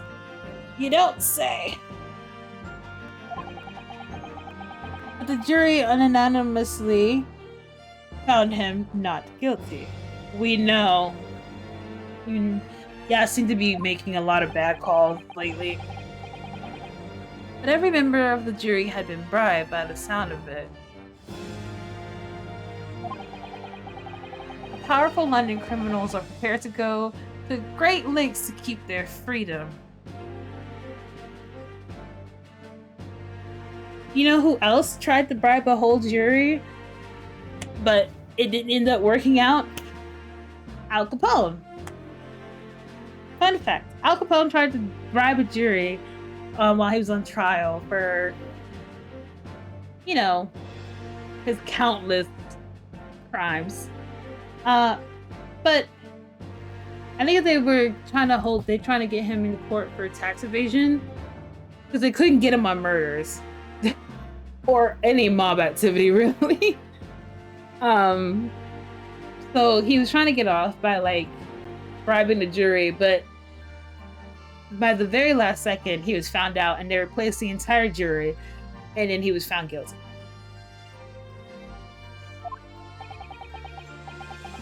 That's the first to come to mind. He's not the only one who did it, though.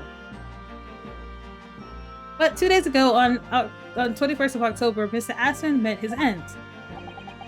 And the work of the Reaper, was it?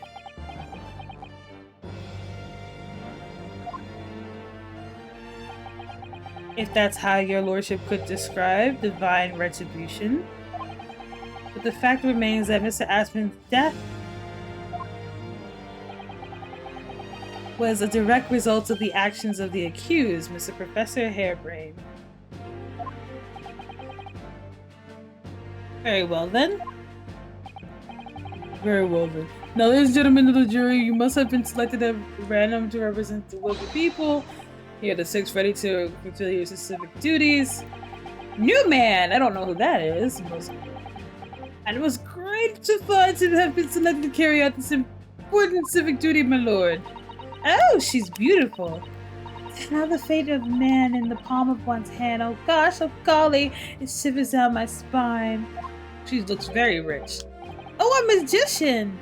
Science experiment, magic, conjuring tricks, courtroom trials, all nothing but more performances.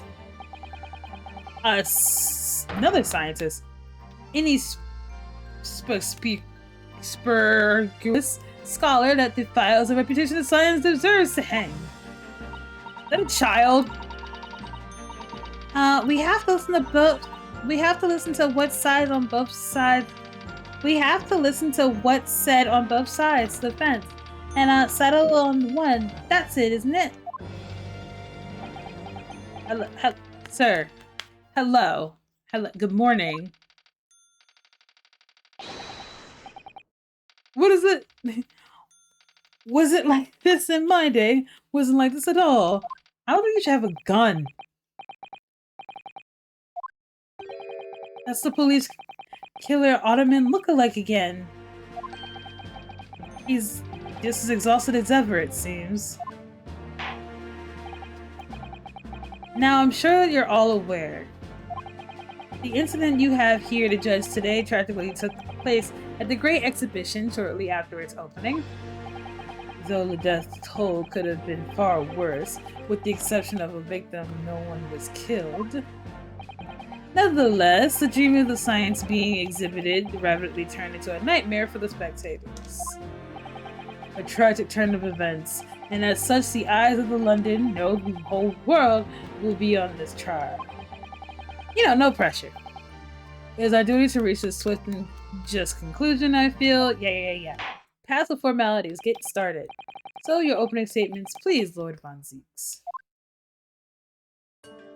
Alright, at the heart of the incident is technology never been demonstrated anywhere in the world. One of science's latest developments, I take it. The government is keen to capitalize on the Great Exhibition to improve Britain's technological advances. Words are really hard for me today. Good thing I chose to pick a wordy game to distribute this.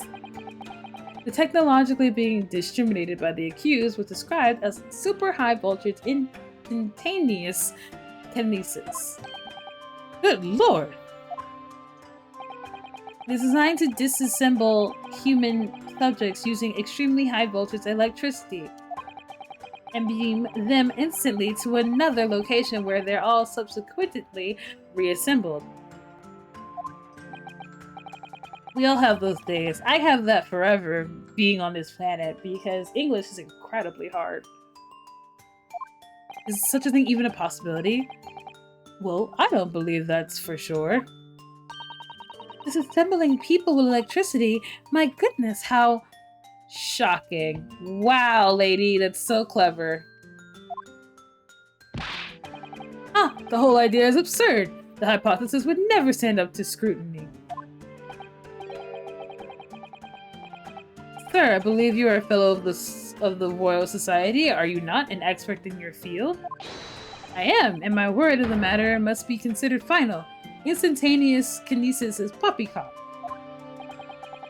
So this expert and Mr. Sloane's are in agreement? It's impossible. What in the prosecution's view of the matter? prosecution would assert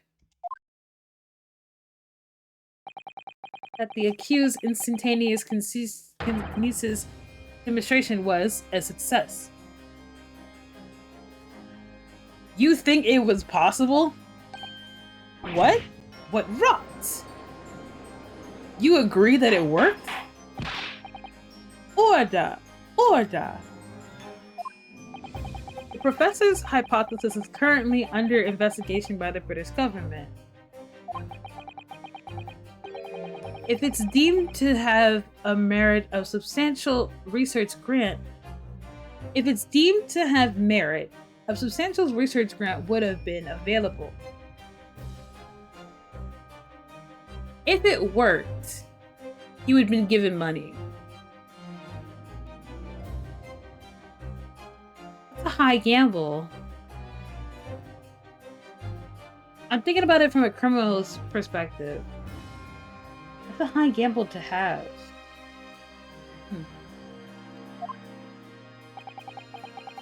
The accused made use of the invention built on his new hypothesis to take Mr. 𝕒𝕒𝕤𝕒𝕒's life,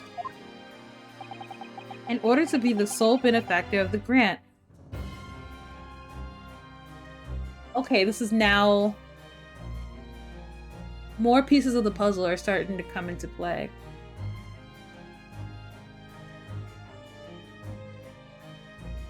Would you still be given the grant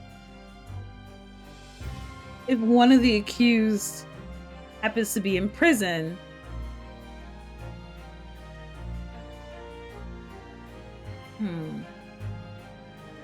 There are two benefactors, because he said the sole benefactor, which is, words are very powerful, so...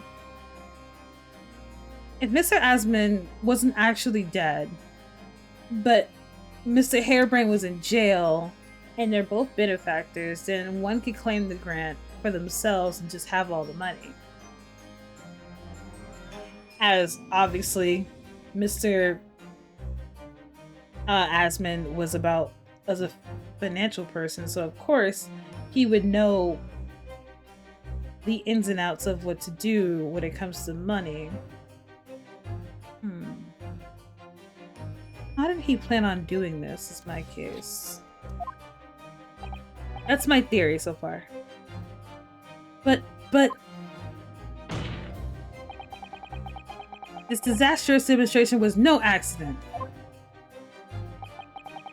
It was carefully designed from the outset to end the life of the victim.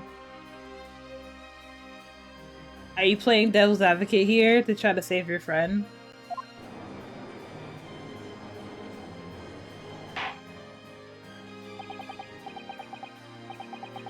Thank you, Lord Von Zieks. The prosecution's stance is clear. But you will now bring forth witnesses to sustain your claims. Gladly, my lord.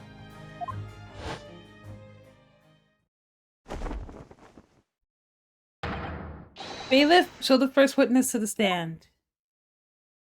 Ooh, baby, do you know what that's for?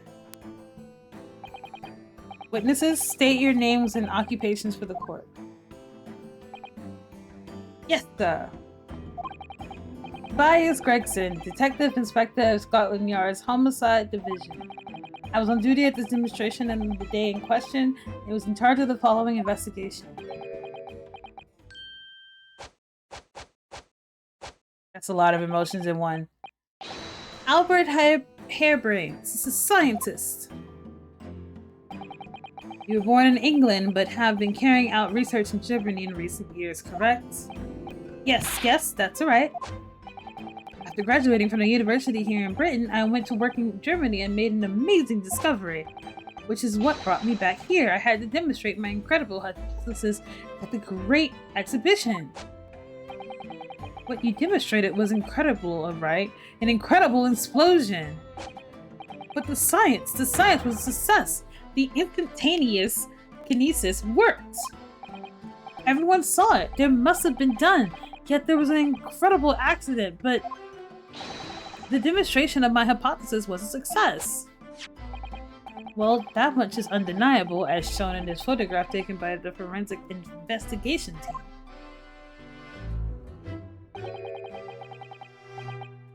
This was taken inside of the Crystal Tower, I take it, the centerpiece of the exhibition, no less.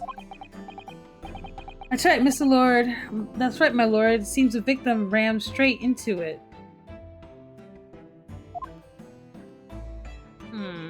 Yeah. I see. Very well, submit the photographic as evidence.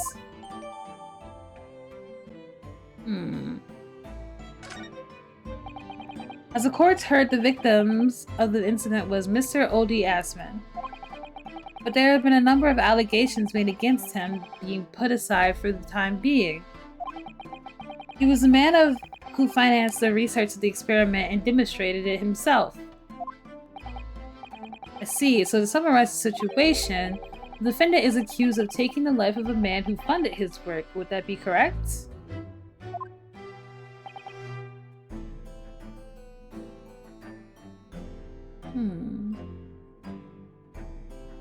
I forgot that.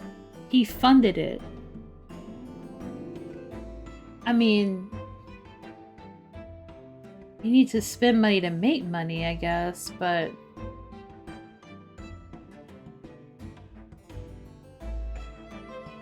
how would this work?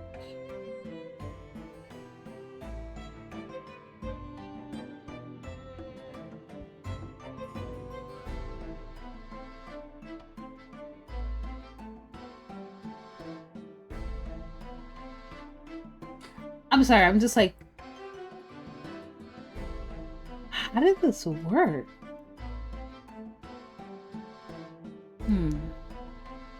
Okay, exactly. I know what you're thinking, just play the game so you can figure it out how it works. I'm just like, yeah, but I'm trying to get an idea of it first.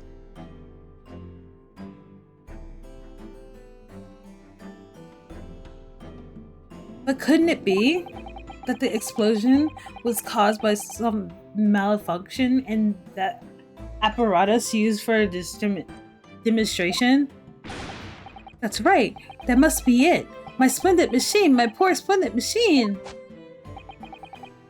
You saw it yesterday, didn't you? You couldn't even examine the wreck thanks to the Special Disposition for Scientific Equipment Act. What?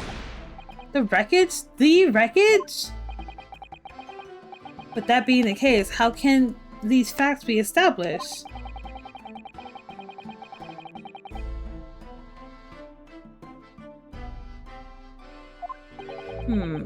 Extremely simple, my lord. I beg your pardon? Isn't that the right witness? What? Sorry? Me? No, your neighbor. Yes, sir. It was a murder, plain and simple. Anyone could have stated with a complete certainty. What? How can that be possible to that thing? Thank you, Inspector. I think we'd better proceed to the formal testimony. You will explain to the court on what grounds you claim this experiment to have been front for murder.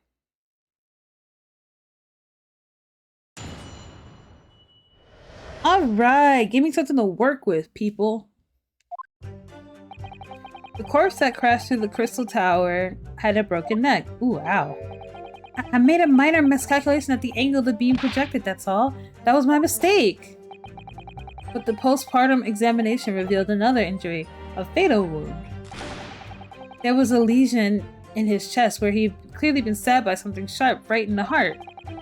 So the victim was killed before he went anywhere, and the fellow's the only one who could have done it. That's it? That's what I gotta work with? Ugh. God, this is ridiculous. An extraordinary business. In addition to suffering a broken neck, the victim was stabbed in the heart. Stabbed in the heart, and you're to blame. You give a bad name. Information I really would like to have heard from someone other than the judge. I know that's not the lyric, but work with me. The coroner says death would have been all but instant from a wound like that. You could say, in fact, that the victim was killed twice by the accused. No, no, and no! That couldn't be further from the truth. I have it here, the experiment plan document that was submitted to the security team. The victim slid himself inside of the so-called birdcage, ready to be beamed instantly.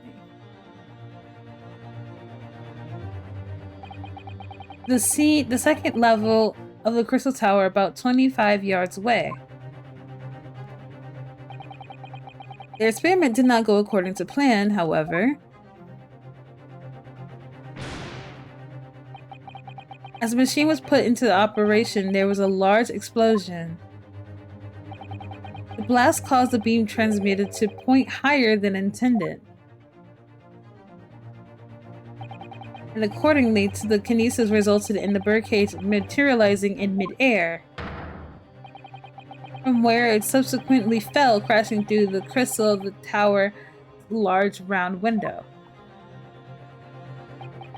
Okay, so it worked, but because of a miscalculation, he died. My word! One assumes the victim's neck was broken upon impact with the tower then.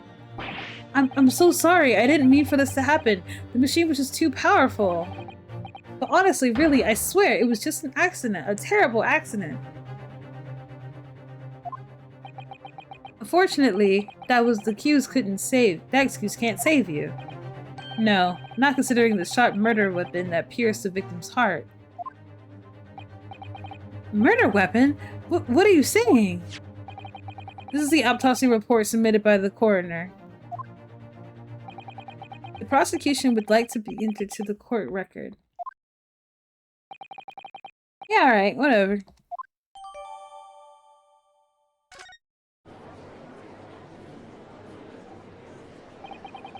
I was there in person, you know. I saw the whole the jury's performance.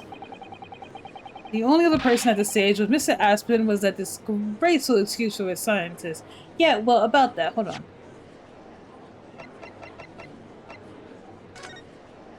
Alright, Mr. Aspen, 47, British, time of death, hemorrhage of a wound to the chest that pierced the heart, inflicted by a sharp object, a broken vertebrae, most likely resulting from the impact after the sudden fall of the height. Oh, okay. Good to know. In reality, by all accounts, it must have been him. Hard to think otherwise, really. Hang on. Hmm. Hmm.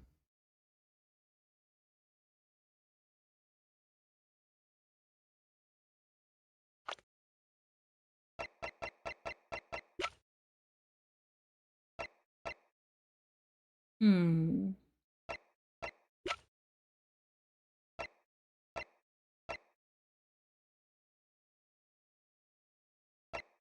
Hmm.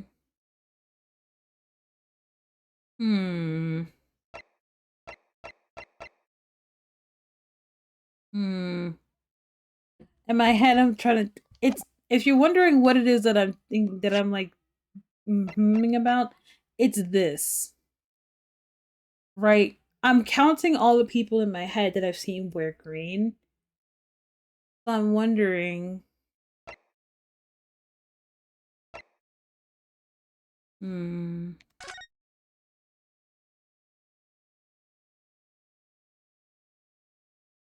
He has green here. It doesn't mean he's wearing green. Hmm. It looks like. Hmm. I'm getting ahead of myself, obviously. But. Huh. Okay. I'm getting ahead of myself because I know I'm going to be by myself when it comes to like figuring this out. But I feel like I want to get a good handling of what everything is. So, hmm.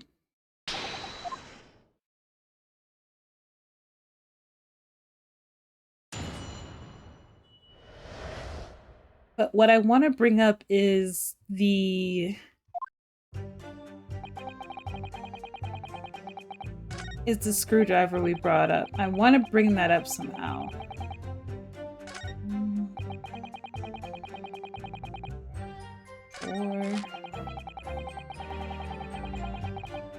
Yeah, he's like, oh, there's something you were clearly like stabbed by something, but I think that's what the screwdriver was supposed to be, so. Hold it! The defense knew nothing of the crucial information. The prosecution received this report from the forensic investigation team only this morning.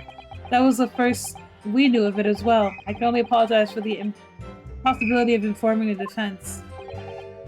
Sarcastic and insecure. Thanks. So, what was the nature of the soft object? Among the accused tools that was used in the demonstration, one in particular interest. Oh, I mean, the screwdriver had an A. His name is Albert. That's interesting. This. Yes, that would appear to be some kind of screwdriver. What name? There he is. My trusty little companion, Andrew. Oh my god, Andrew the screwdriver! That's charming. Andrew? Of course. Ah, do you know each other already? He's one of my dear friends, like all of my tools. I name all of them, you know? We're one big happy family.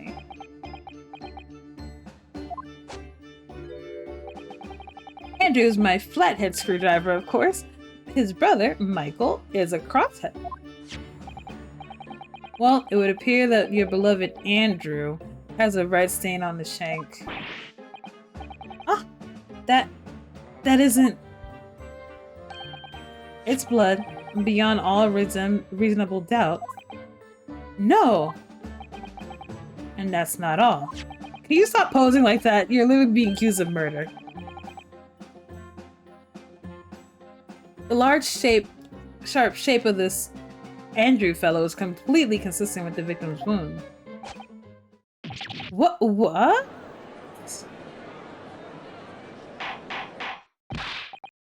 Order. The court will enter this friend of your defense with evidence. So one of Professor Harebrain's tools is a murder weapon.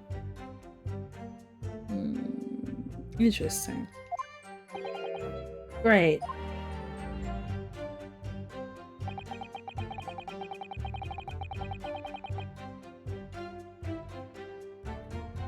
So the victim was killed before he went anywhere, and the fella's the only one he was killed before he went anywhere. But from the video, he was seen alive. So he was stabbed before he was sent off? How? By who? Did the screwdriver, like, lunge into him?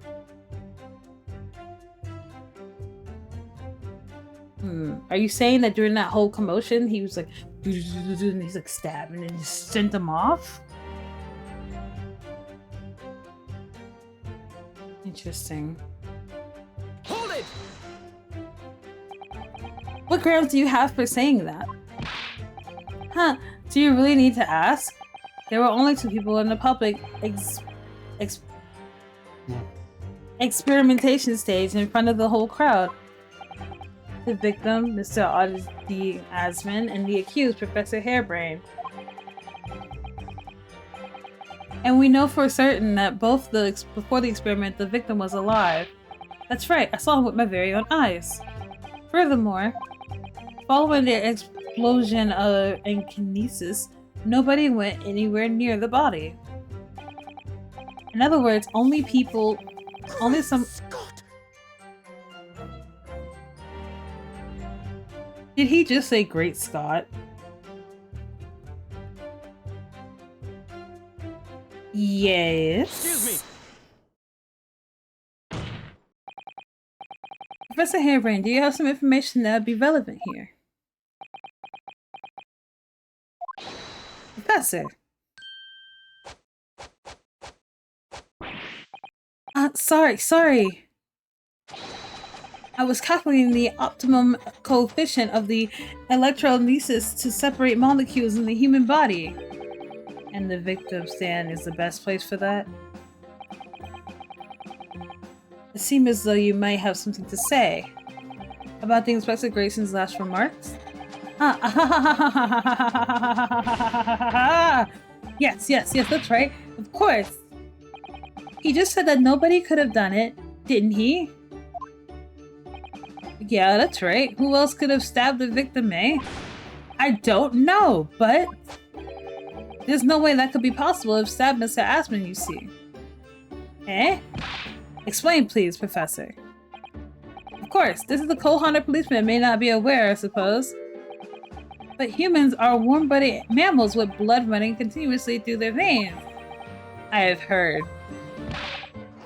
Then surely you see that if I plug something in the size of Andrew into the man's chest, the whole stage would have been a bloodbath. No, a blood swimming pool. Ah. But thousands of Londoners were watching me at the time. And yet no one's claimed that they have seen a swimming pool of blood. That's a good point. He's like, I was literally on display in front of people. How would I have stabbed him? Well, no, I suppose not. You see, not one. True. I didn't see anything like that. Well done, Professor. That was a great counter-argument.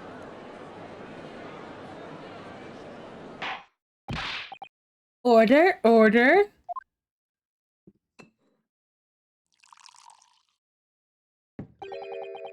Pray forgive the discourtesy if I savor a drop from my halo chalice to accompany my old friends of dosing. Here's to you, Albert. Oh, you're too kind, 𝕒𝕒𝕒. But I really no patch on you. No, you're not. No? You neglected to mention one crucial possibility. I have. A particular situation in which very little bleeding would result from a stab wound. Ah, of course. Inspector, enlighten the court, please. Yes, sir. Where are they going with this? Very well, you will amend your formal testimony now, Inspector Gregson.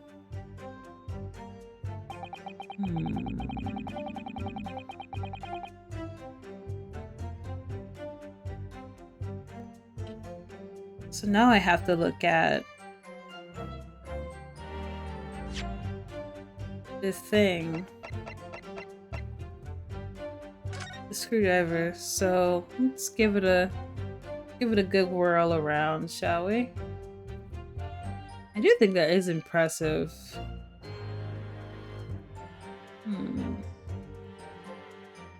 Nothing strange about it, so it is an interesting flathead, I will say that. I like that it's designed like an A, which is really cute.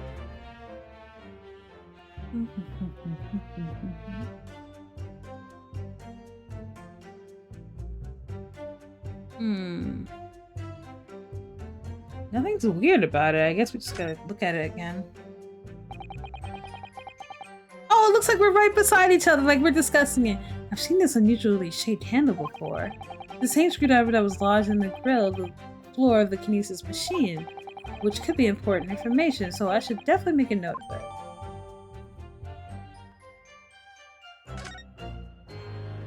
That's all they had to say about it, so I guess let's bring it up. If I take a hit, I take a hit, but... Objection! You say that while the weapon remains on the body, there's very little bleeding. Is that equivocal? Look, there was no blood on the experiment stage, even though there where the fellow was stabbed. The only explanation for that it was the screwdriver was still in the body, stopping any heavy bleeding. Common medical knowledge, my learned friend, even on your side of the world. Yes, but about the screwdriver.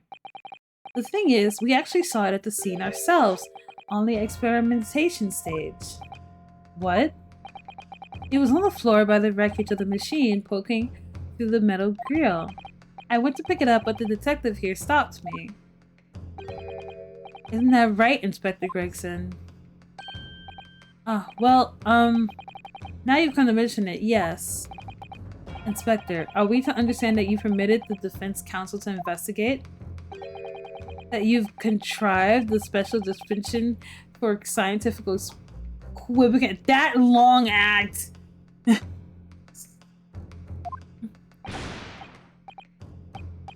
What? No, not at all. I wouldn't do that. I just let him look, nothing more. I was very clear that he wasn't to touch a thing. Yes, that's true. Your driver was in plain sight on the stage. But it shouldn't have been, should it? What are you getting at? If this tool had been in the victim's body when the victim was beamed away by the machine, then it shouldn't have been on the stage. That's right. It shouldn't have been beamed. It should have been beamed across with the Crystal Tower along with Mr. Aspen. And it would still been found lodged in the victim's chest.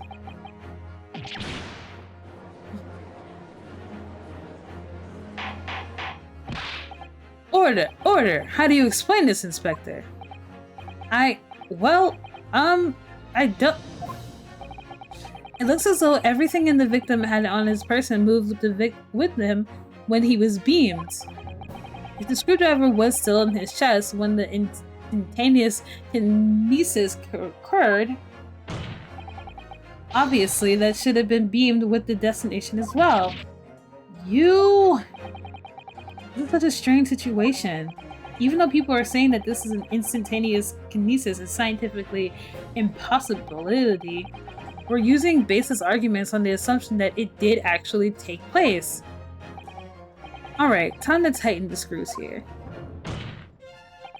My lord, if the prosecution is unable to explain the inconsistency in its argument, it can only be concluded that the testimony given in support it cannot be relied upon.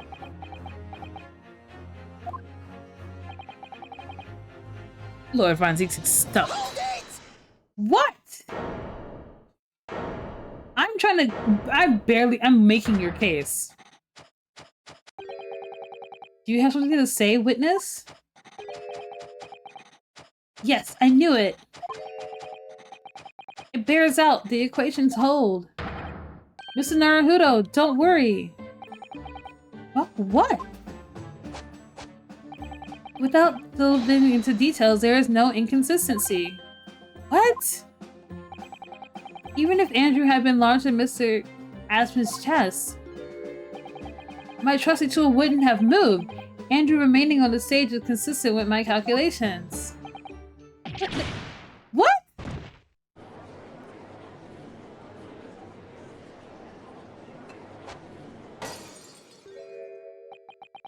It would seem your illusion has been shattered. Clearly, we should hear the accused's explanation. Or should I say, this brilliant scientist's explanations.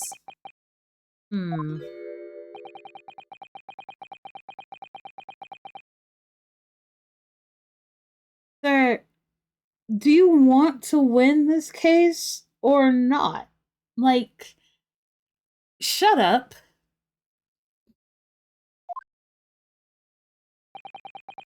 Scientist.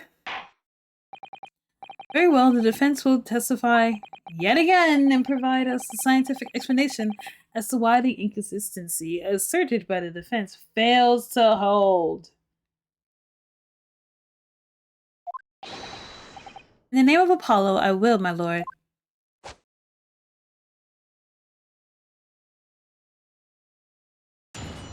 I could have got you off. I could have got you off just like that. I could have got you off just like that. I literally could have won this case just like that. But you want to talk. Yeah, all right.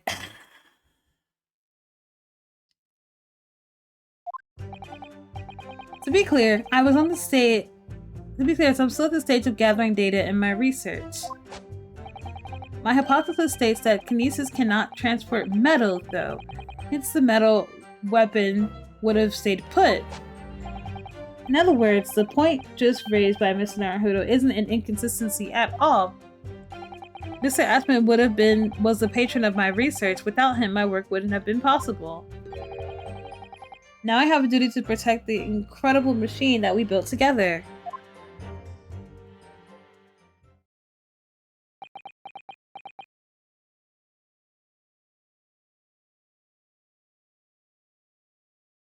Wait a minute.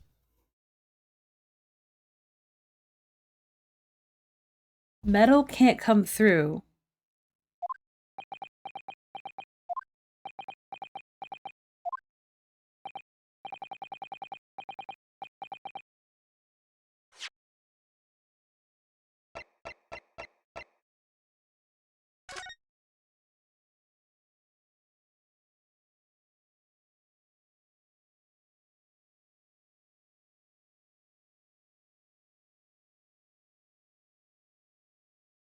All right, so that answered my question. Metal can't come through. So then, how did these get through? Because these are made of wood.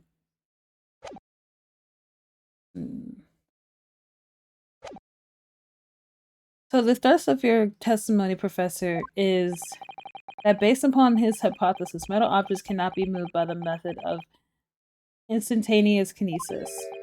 In other words, since the screwdriver is made of metal, even if it remained lodged in the victim's chest, its subsequently discovery on the stage, despite the victim being found elsewhere, is not an inconsistency. And therefore, Professor Albert Harebrained could still have been the killer. My great hypothesis holds, you see. We had to make this cage contain the subject from wood for that very reason. I was not addressing you, witness. Professor Harebrained? Yes? Whose side are you on here? I don't take sides, Mr. Naruhodo. No. My only interest lies in upholding my hypothesis. I'm a scientist after all. This man is like aching to die. Is he working for us or against us? It's very hard to tell. Let's see how you cross-examine this testimony, my Japanese friend. Yes, fire away, Mr. Naruhodo. Do you want me to win this case for you or not?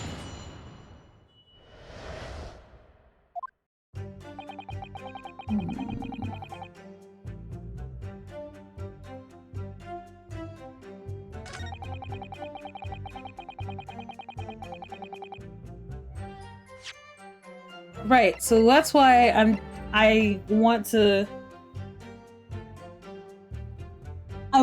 talk about this, right?